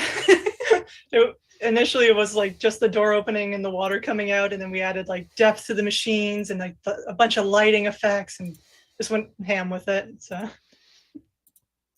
Sean is like, gross, and also I love it, he says. He loves this shot, and Sean doesn't love much. Sean, I don't think I've ever heard him use the word love before. Whoa, we're back. Shade. But it is a beautiful shot, and like we had to figure out the textures too, because if you see, there's this wobbly texture that's behind, and the glow. There's so much neat stuff. But you did a bunch of effects. How do you think? Like, what was your approach on this film? Because that's a stylized film, yet it has to have all this water and splashing and blood and nastiness. So how? like we like tried to like keep it simplified, so there's like no shade. There's not much like shading or anything going on with it. It's just simple round shapes, and yeah, that's like the idea that we kept with all of it. Mm-hmm. It's great. Good job. Good job to you all. God bless us, everyone. Round of applause too. And then let's just talk about credits. I hadn't seen the credits till now, but they're great. So tell us a bit about those credits. That was a bit of a collabo between some of us. The very background of it, not including the effects on top, was from the cycle rig that I built in some of the machines, and the heads were designed. I got designs of dead heads. Yeah. Yeah, I did the little smear frames between the heads. Valerie did the really awesome and good swirling animation that's going on there. Very tasty, very yummy. And Kristen put it all together and did the sweet like effects that the text does. And then Julia did the logo reveal at the very end. Oh my gosh, it looks so good. Oh, yeah, that was hell for like 3 days straight. There was like so many little water droplets. It's like a couple seconds long, but it was a whole thing. Worth it. Looks awesome. Thanks, guys. All right. Well, great job, you guys. I think everybody is saying great job. So I think we'll leave it at that. We talked about the credits and everything else, and people want a fan club. So you may have to make a website, t-shirts, iron-on things. Everybody just loves the heck out of it, says Rob Corbett, and they all. And people are going to be creeped out now when they go to the laundromats from now on. Good. It worked. But I think you got to go back and watch, and look for all the little Easter eggs and all the posters that are all up on the walls. There's cameos by all the characters and stuff. So a lot of good fun. And maybe you'll get a part 2. Maybe if people play their cards right. Electric Boogaloo. All right. Well, enough of this. We're gonna move on to our final film of the night. So we're gonna pull in Lucas. Thank you, Laundry Team. See you later, Lucas. Join us. There he is in the darkness. You just keep getting stranger, my friend. Get in the camera though. We need you in the shot. There we go. I don't hear you though. Can you unmute yourself, my friend? Unmute. Can I talk to you for a second? Yes. I'm like feeling really nervous, and it's okay. I don't think that after You can do it. Get it, Lucas. Just tell me You your got it, feelings. guys. Come on. There's nothing to be nervous about. You can do it.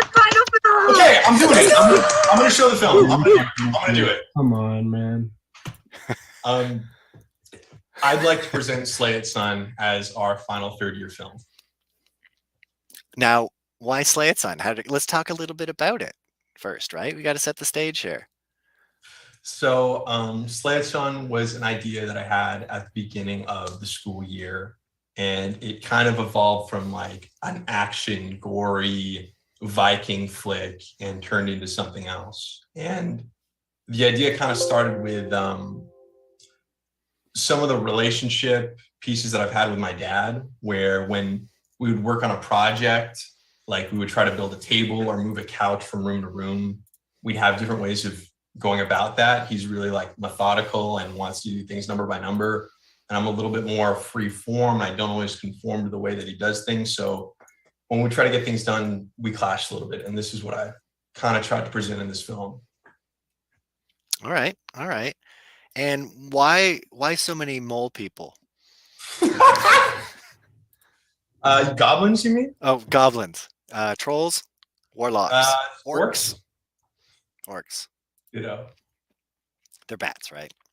Yes, they are bats. Well, we'll put it out to the crowd here. What are they? Are they bats? Are they not? Are they cats? Answer below. Answer below. Hashtag smash that repost. Smash that bad button. All right. So we're watching Sleight Son, and we'll talk more with you and the crew afterwards. Thanks, Lucas. Thank you.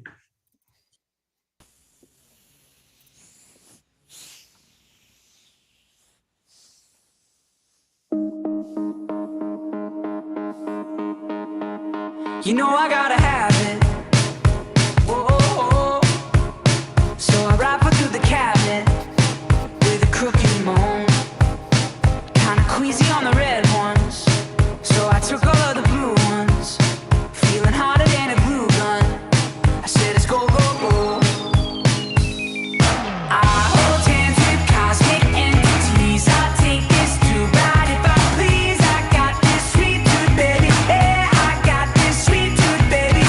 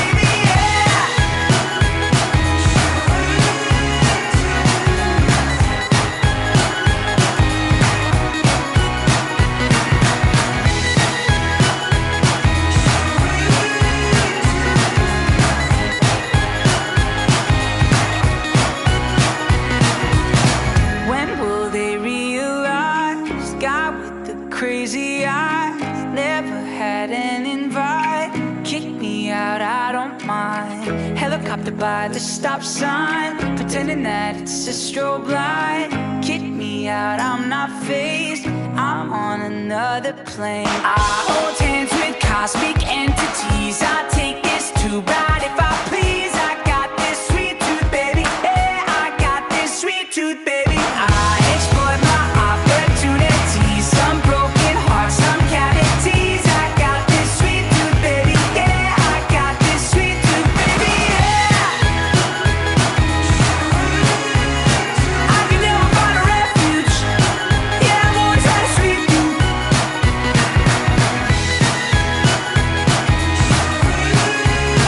Maybe I'm a little cuckoo, 'cause I'm always at a sweet tooth.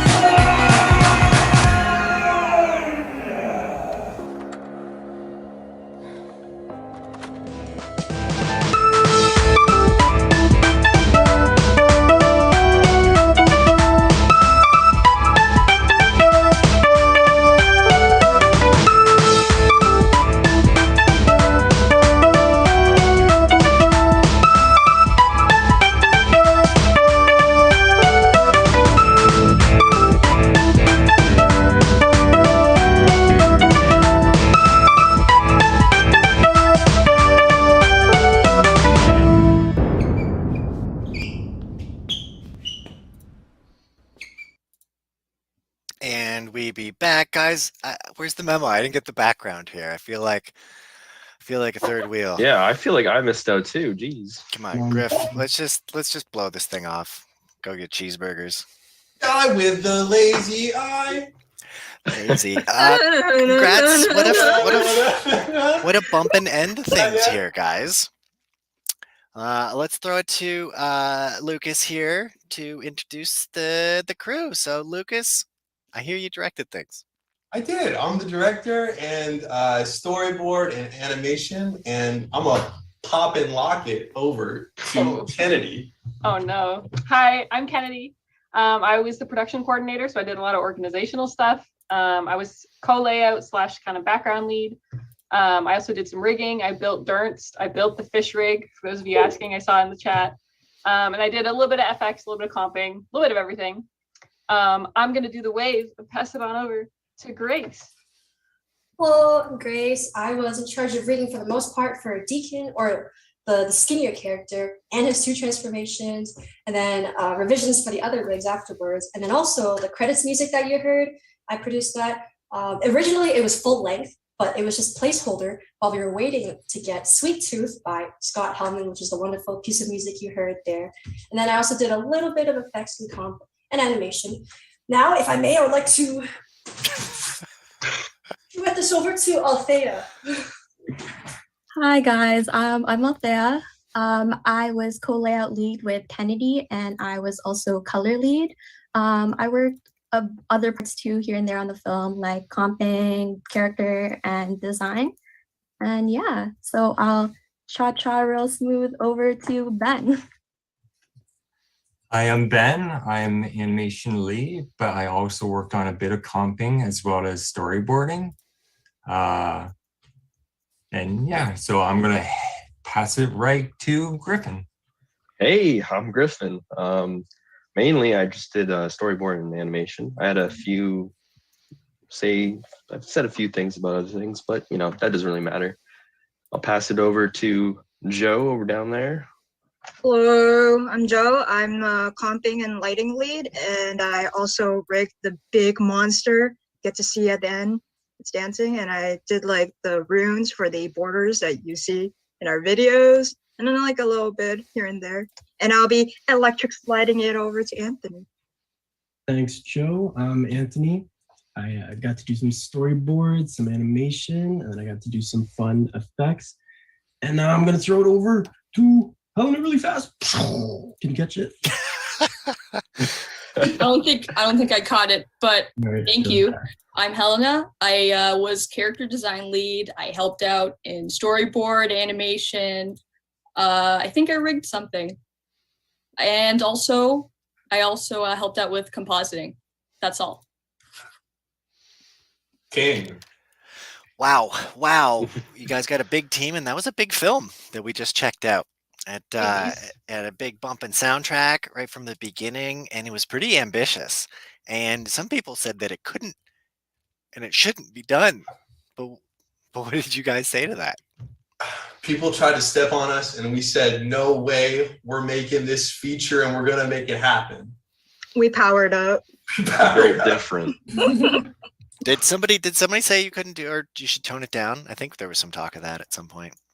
A lot during the storyboarding period, people, I don't want to name names, but there were definitely people that said that this was a lot of different effects, a lot of different areas, a lot of different rigs, and we were young and naive enough to push through and try to still make it. And I guess we still did. Yeah.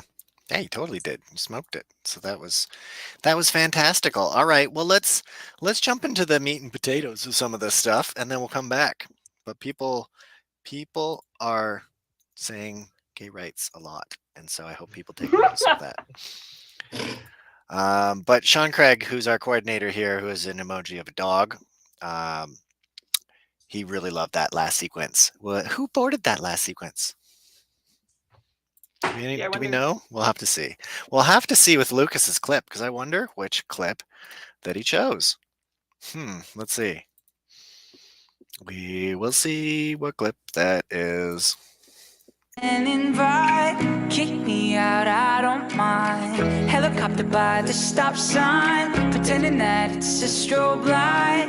Kick me out, I'm not phased, I'm on another plane. I hold hands with cosmic entities, I take this too bad if I please. I got this sweet tooth, baby, yeah, I got this sweet tooth, baby. I exploit my opportunities, some broken hearts, some cavities. I got this sweet tooth, baby, yeah, I got this sweet tooth, baby, yeah. I can never find a refuge, yeah, I've always had a sweet tooth.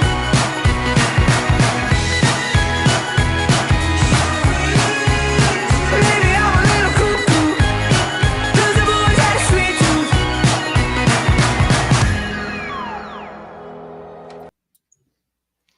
So there we go, the last chunk of the film. And it's not many times that you see the Leica big and the animation up in the corner small. Oh, sure. Usually it's the other way around. But Lucas, tell us about that mother of a shot. Yeah, so I boarded the last portion of the film with a lot of help from the team, and it went through a million different revisions, but we knew that we wanted it to be big, bombastic, dancey. A lot of the first 2/3 of the film is really flat, so we knew that we wanted to have these crazy shots and these crazy moves. We knew that we wanted Deacon to go and dance through the entire castle and somehow end up on top of the beast and start dancing again. And that was like one of the funnest shots that ever boarded, but I definitely had a lot of help from the team going in and out of brainstorming sessions. Austin just put insane for that sequence. Austin Payne, great board artist in the city and creator of One Hell of a Party, one of our great Seneca 2D films of the past. If you haven't seen it, folks, there's so many great films right here on Seneca 2D. I don't know what you're going to be. Why? Who needs Netflix? It's going down anyway. You might as well just sit around and watch all these films. Am I right?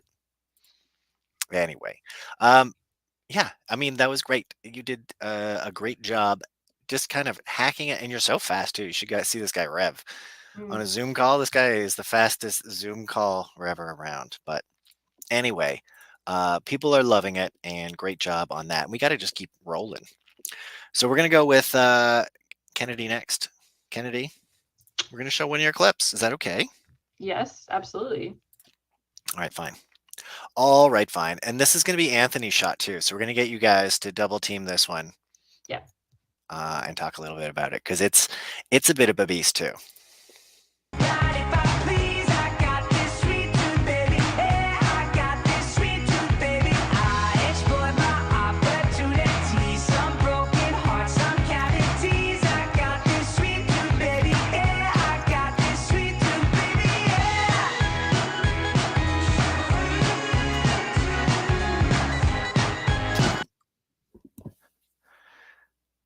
And we're back.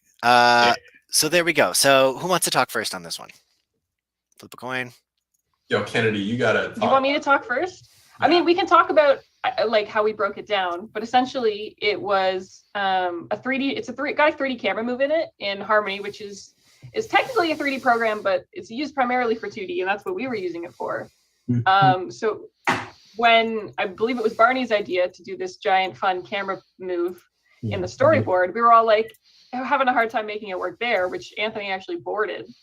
And it was all fun and games until it came to actually making it work in Harmony. We were like, how the heck are we going to do this?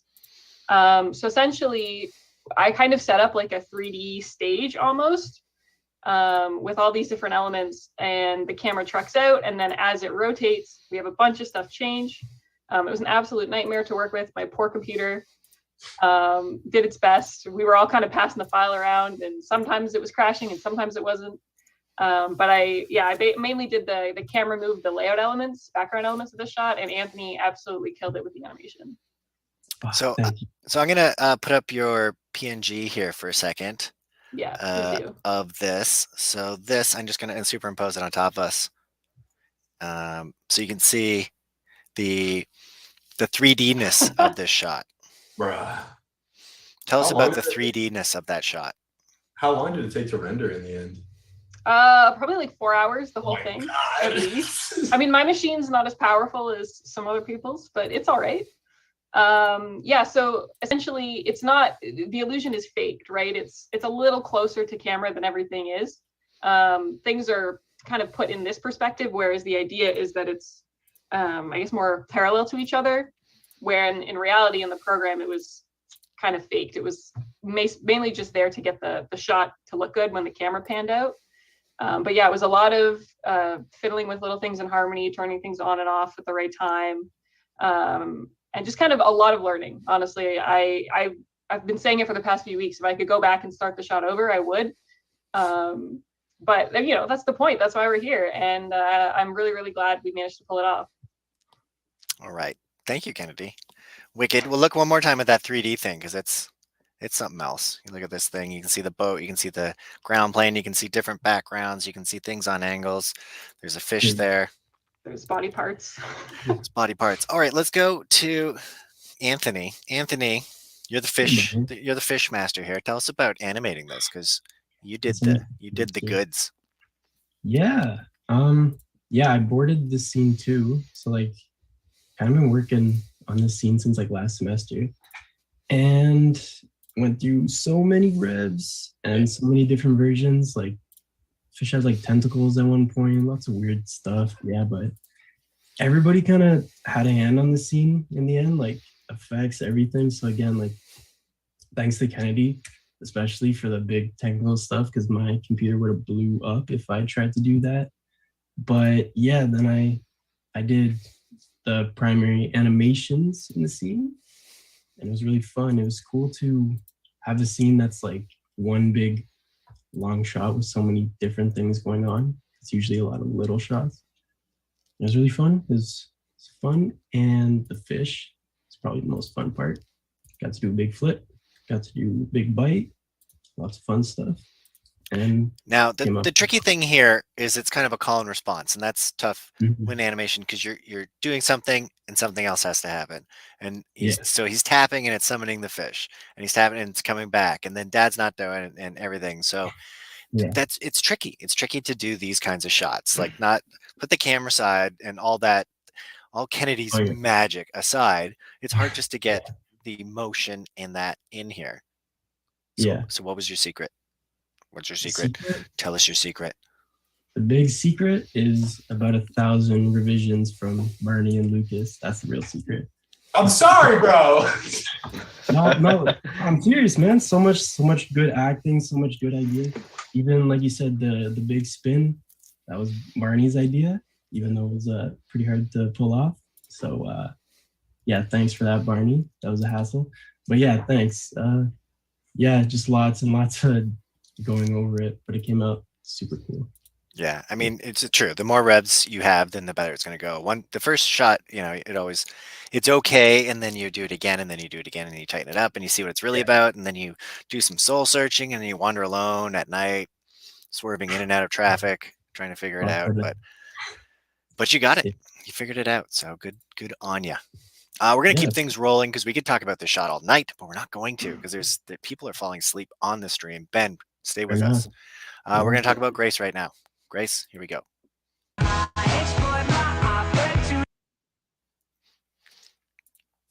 All right, this was the last shot you animated. Some people are showing their first shots. You're like, no, man, we're going last. You're pulling a Caroline I like- on this one. So Yeah, shout out to Caroline. So tell us about it. Because This first one, you I- animated it wrong. Let's just throw that out there. Can we talk Yeah, about that? I was gonna say that. Thank you, Barney, for pointing it out before me. So since the first semester, from the boards, I thought he was just swinging his axe. I didn't know he had to hit the shield. So the first few passes, he was just swinging. And then I think I was told he's supposed to be hitting the shield like 2 weeks ago. I was like, oh, okay. But luckily, it was an easy fix. I really like the comp afterwards. Oh, and then the sparks, you might not see the sparks that much, but I hand drew those in. Those were, Chef's Kiss, recommended by director Lucas. I had comping help from Lucas and Joe. Yeah, it's fun. Probably one of my favorite shots because of all the detail. Layout was done by Kennedi and Althea. Actually, I think that one was a helper. That was Kaloy, I believe. Oh, Shout out to it was Kaloy. Kaloy? Shout out. Shout out. Beautiful layout, Kaloy. Yeah, great job. Yep. And you did a lot of nice shots too. With some balancing and shaking on the bridge and stuff. Some turns at the beginning where you started it. There's a lot of grace magic on this cartoon. Thank you. But speaking of magic, we're gonna look a little bit more now because it's time for Althea and her witchery in cartoons.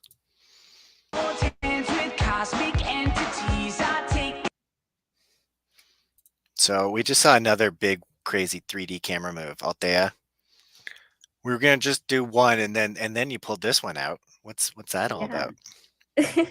So yeah, I had like two major challenges. Obviously that I had to make it look like a 3D move, even though everything was just like a 2D drawing.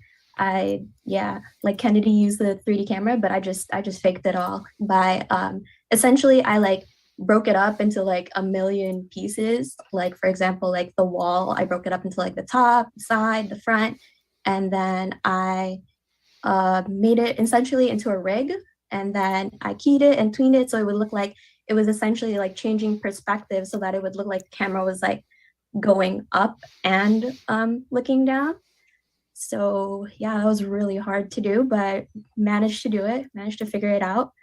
Yeah, I feel like I was just gonna jump in for a second. I feel like Dracky Date did a good kind of pull camera move with this last year, and then you guys just like pissed all over it. We looked at Dracky Date. We watched Shout them. out to And we Riel, were though. like, Actually, oh, man. I hit her up because I asked her how she did it because I had no idea how to approach it at the start. Because how do you make a 3D camera move in like a 2D scene? Yeah, I mean, you guys are doing such good stuff, and yeah, shout out to Riel and that crew because they were so supportive of you guys as well. Yeah, exactly. And then the other challenge I had was, since it was such a big truck out, like I essentially had to make two different layouts and like swap it in the middle, but it had to be seamless enough that people wouldn't notice that the layout swapped. So hoping that was successful. No one noticed. Yeah, it's Yeah. great. Such impressive stuff. Good job. Let's keep trucking. Let's do it. So we're gonna go to Ben now, and Ben has done a lot of shots. Ben is impressive and watery. Ben is so watery. We're gonna take a look. I don't even know what shot it is, but maybe it has water in it. Oh no. Oh no, it doesn't want to share it. Wait a minute. Wait a minute. Lucas, say something funny. Whoa! It doesn't like Ben's shot. It says it likes longer shots. It was the spin shot, right, Ben? Yeah, that was the You made that look better than in the board. I was just like, I'll just draw like a fast scribble and like I'll pretend he'll spin and I don't know what'll happen. But you actually made him like spin through 60 degrees. Yeah, I somehow made it work. All right, here. I don't know how you did it. I'm doing it another way, and maybe this will work. I think it was too slow of a shot. I don't know why I didn't like it though. But it's uploading. Okay, here we go.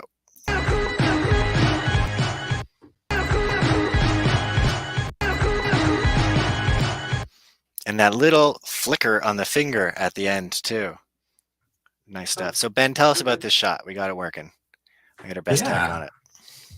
Yeah, so this shot, it's definitely a lot different than what I would normally work on. So I feel like it definitely took most of my time versus any other shot that I worked on. And since there's a lot of movement going around happening in just a few seconds, I had to double the frame rate of this shot to make it all feel nice and smooth. So that ended up doubling my workload. So this is the kind of shot where I work on it a little bit and then, okay, just leave it for a bit and then move on to a different shot, come back to it later. But in the end, I'm really happy with how it turned out, especially with the new lighting effects with the blue and the purple. It just looks great. It was all worth it. All right. Well, thank you, Ben. And if you like the water, there's water squirting up too. That was one of Ben's first shots where they're like dancing on the water as it's going across. It's just crazy. All this stuff's so crazy. I'm glad I can just make them do it instead of doing it myself. It's much easier that way. Speaking of, here's Griffin coming up next. And Griff did a great job too. Never had an invite. Kick me out, I don't mind. All right, we're back. Griffin, we played your clip. There was the guy was coming through. He was looking around. They said, I don't know about this. And he pulled out the sword. Yes. So I wanted to pick this one just because it was boarded by extraordinaire Lucas. And Althea helped out a lot on the layout and the parallaxing. I did the animation, the comp on that, and the effects. It's a really badass shot. I had fun with it. And it kept getting stronger and stronger. You've done a lot of Griffin did the part where he's running across and the boards are flying off. That was a really hard shot, and you did that first, and then you just kept kind of slaughtering shots, and you did some sick fan shots, and you're kind of an animator extraordinaire. But this one too, it's not as complex as some, but the acting. No, the animation's very simple, but it's very emotional. Because it's simple, it hits hard. It's time, is what this was. Griffin, it's time. Okay. I don't know. It's time for Joe coming up next. So Joe, we're going to show an image that Joe did with color, and I think I can pop it up on your screen right now. So Joe, tell us a bit about the color. Okay, so I'm gonna coin this. The layout for the last part, it was initially supposed to be entirely pink, but then I thought it was like too pink, so then I just like went into one of the roughs and I was like adding in some of the blues, and thankfully everyone liked it. They were like, yay, let's do that. And I was like, yay. So then that's a thing, because I already had once I knew that the ending was going to be the way it was, I already had an idea of how comping would look like. And I think that one PNG kind of illustrated how I wanted to incorporate the teals into the pinks. And it kind of also kind of symbolizes Deacon and the two main characters bonding over each other at the end. So there's some symbolism there too. Yeah. It's nice. It's a nice balance. And I'm glad sometimes when people step out and they say, you know what, this is what we're going to do. And everyone's like, yeah, of course, because it looked gorgeous on that side of it. So good job, Joe. Somebody said bug smut. Anda said bug smut in there. Care to take a break? Yeah, you got to see it for free. That's all Griffin, man. That may have been me. Because originally, so tell us the evolution of the bugs here for a sec. So it was supposed to be just bugs, right? Yeah. So I got the notes back on the board to it kind of seemed like a joke. Just put something on the mushrooms, and Lucas is like, maybe bugs fucking. I'm like, hell yeah, I'll do that. And then it was just some bugs skewing, and then eventually I got the shot to animate, and I hand drew it really explicitly. they're like little Tic Tacs in the board, just like rubbing against each other. But Griffin was like, I'm gonna bring this to like hyper realistic level. With the glistening wetness. Yeah, things got weird and real. Oh yeah. Quite quick. They are happy and they don't have names. No. No, they You're don't saying have them they one don't day, have maybe. names, but they do have a Twitter account. So in case you're wondering. Let's keep going. Thank you, Griffin, I think. Helena, you're up next. Let's take a watch. No, this one's giving me troubles too. Oh, why didn't I test all these beforehand? It's okay. Well, we're uploading it. It'll go fine. We're going to jump to the next one. No one will know. We're going to look at Helena's next. Helena. Helena. No, that is the last one. Oh, God. Oh, God. All right, it's ready. Cringe.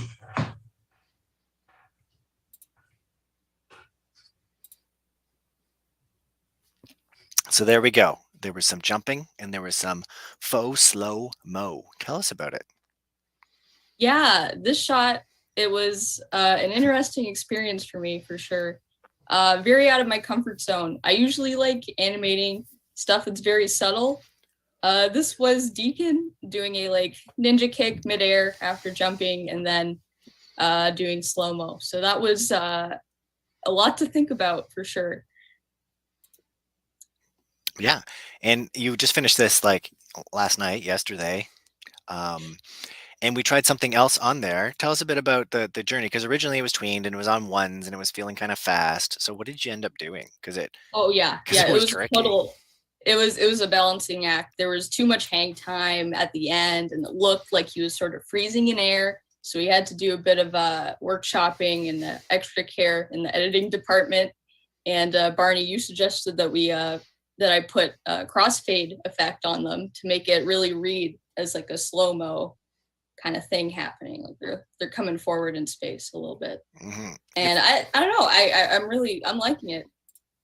Yeah, it turned out really well. It's one of those things though, because it's what, a second long? It's 24 Yeah. frames long, but Yeah. like so many different ways of trying to make it just right. Chef's kiss. Yeah. So good job on it. We are winding down here, guys. We talked a little bit about all this stuff. We'll talk a little bit more right now. And then we're going to jump to the golden ticket.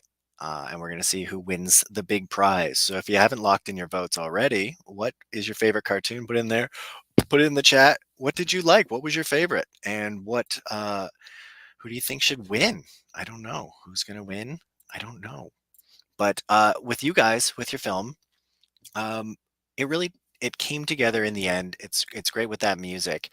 What was the hardest part of making a film like this with this music that you had to listen to over and over and over and over and over again?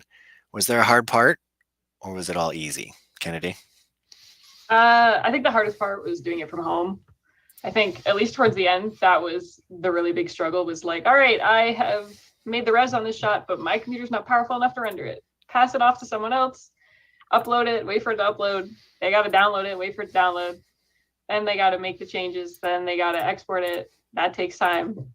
And then just a lot of, back and forth. Sometimes you send someone a message and they're not around, and then they answer and you're not around. But I feel like we were really fortunate as a group. We were all pretty attentive, and everyone is really talented.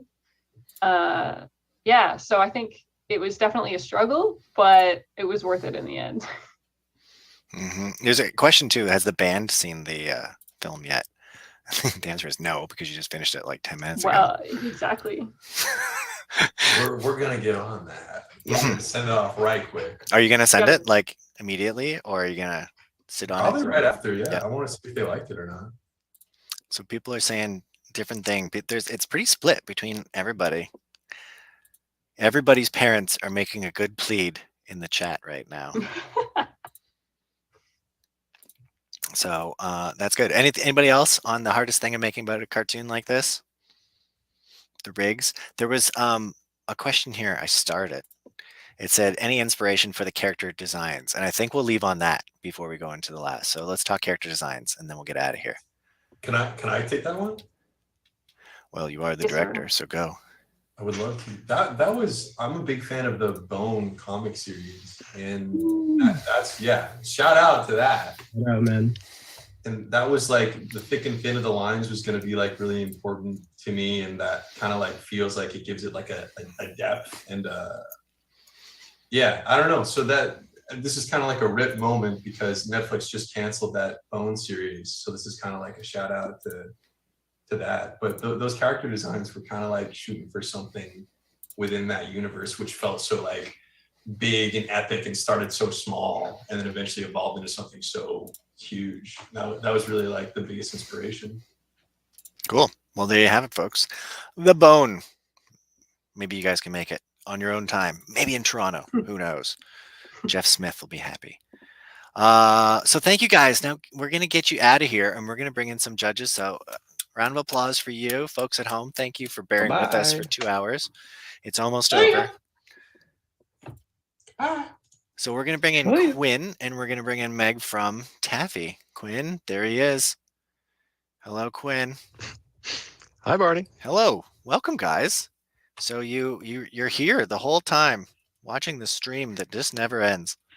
We've been here the whole time watching, waiting, plotting, scheming. So tell us about these films. You guys, so for some context, these two were part of the team that watched over 1,200 films that were submitted to the Taffy Festival. And they are pulled in here to try to choose the winner of the Taffy Golden Ticket. The Taffy Golden Ticket. So tell us about the films. What'd you like? What didn't you like? Quick correction. It was closer to 2,800, but who's counting, right? Not us. Yeah. So yeah, basically, we, myself and Meg, I don't know which direction she is on the camera. She's down for me. We are in charge of handing out this year's golden ticket, and it was not an easy decision. I quite literally considered rolling a 4-sided die and picking at random. I know that honestly, everyone here is incredibly talented. I know that's kind of a throwaway answer, but truly everyone had something really wonderful that they had in this. There's an incredibly talented group of people. So they all stood out, and we thought we'd just share a little bit about all the things we liked about it. Meg? Yeah, they were really great. Super hard to decide. So we just want to send some love to everyone. So we'll start with Ursa. Ursa was so magical. It was really wonderfully textured. The colors were beautiful. The soft design of the character was like really eye-catching. And overall, just it was so organic, right down to that textured line on everything that I knew exactly where I was headed in terms of the setting, right from the jump. And the Shooting the Star storyline was really unique. And I thought it was super clever to have that lead in from the title scene. So as soon as we like jumped into it and then met the characters, I was already really amped up to see where it was going to go and what was going to happen. And then ultimately, I really loved how like our main characters' memory of their own loved one and their relationship with them helped them take that like courageous moment and help Ursa Minor against that weird, wild eyeball eating thing to be reunited with Ursa Major. And the ending just filled me with a lot of happiness as a viewer. And it was so heartwarming in an out of this world kind of way. I also personally really loved Sick Fan. I apologize if I mispronounced that. I'm doing my best. But yeah, I mean, I love the warm colors and the backgrounds. It just felt so homey and so inviting the whole way through. The character acting was incredible. There were so many subtle moments that just sold so immediately. The food was all beautifully animated. Just I also loved all of the little aside. I also loved all of the little nods to all the other films. I love when people do that. The story of just food and fond memories, reconnecting a family who are struggling, like everything about it, just warms your heart, makes you a little hungry too. So much wonderfulness there. And then there was Laundromonster, and I thought it was kind of funny. I watched the two back to back. There was like a shared bear related theme to Ursa, but it was like totally opposite in terms of the tone. And again, like immediately I knew where the story was headed thematically. So I really loved the ooky spooky factor. I love the ooky spooky no matter what. And then right from the jump, the mood was set. The character design felt right. The overall style of the laundromat, the creepy colors, the spooky missing posters. Daisy as a character was so full of different emotions that I found was like really believable as a character, and that's like a child character too. And I really felt that fear of having to give up like Teddy to the big scary washer, especially one that has a dead Bman inside of it, as we later found out. And yeah, I just thought the storyline itself was really what I was after. That final sequence where she ends up getting sucked in after Teddy makes it out, really gave me that satisfying horror thriller twist at the end that I was looking for, and it did that kind of storyline in a really childlike, expressive ride of a journey there. So it definitely made me happy that I don't have to drag my laundry to the laundromat anymore, and that I can do it safely from the comfort of my own home. And yeah, the message here is stay clean, or else. Stay clean forever. Or else we'll get you. It's gonna get you. Yes, Sleight Son. I mean, what can we say? What else can we say? It was such a fun ride the entire way through. Like, I was smiling ear to ear the whole time. The music was such an amazing, for lack of a better word, bop. Yeah, bop. Yeah, jinx.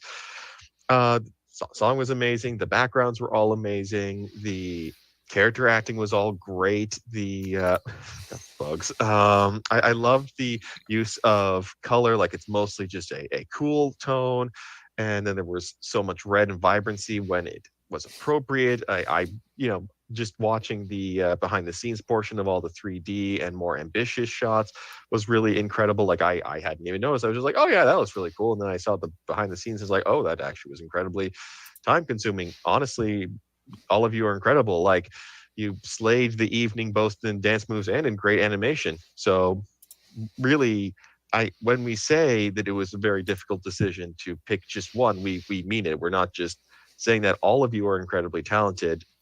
And yeah, so we did have the undesirable choice that I somehow volunteered for. I thought this would be an easy decision, but I was wrong. It was very hard.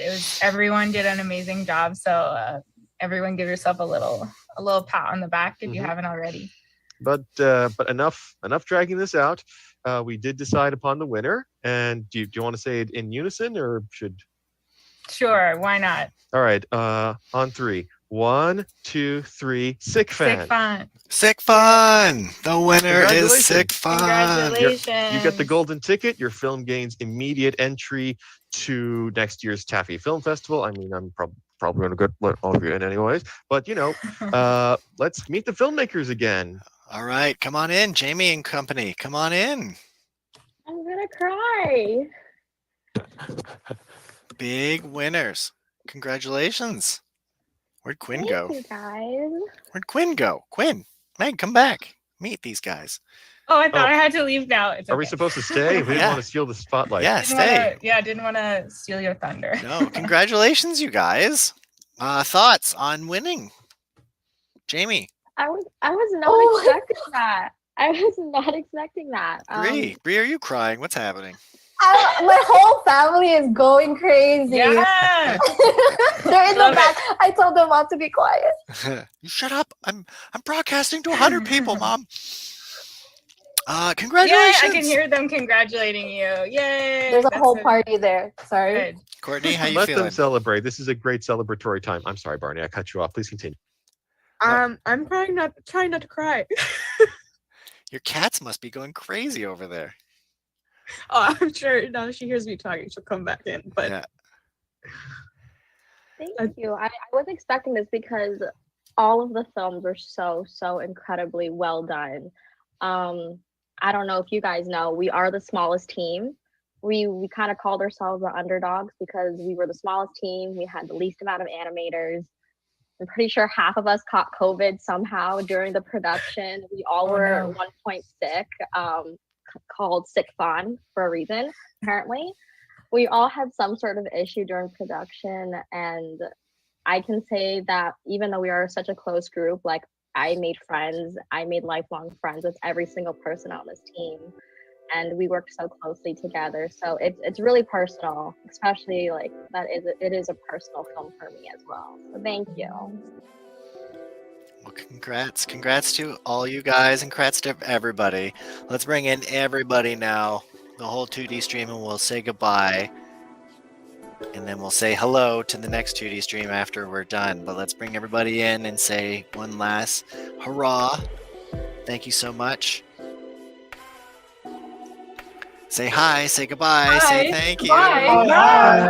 Thank you for coming. Bye. And let's just do job, everyone. some celebration. It's over. You guys can sleep now. Yeah!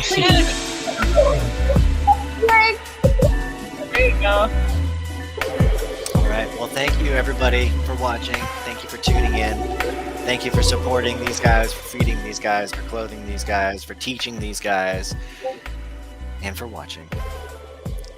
And we'll see you. We'll see you very soon. Somewhere. I don't know. And I love your friend. We're done. I think we're all exhausted. Good night. See ya. Bye. Goodbye.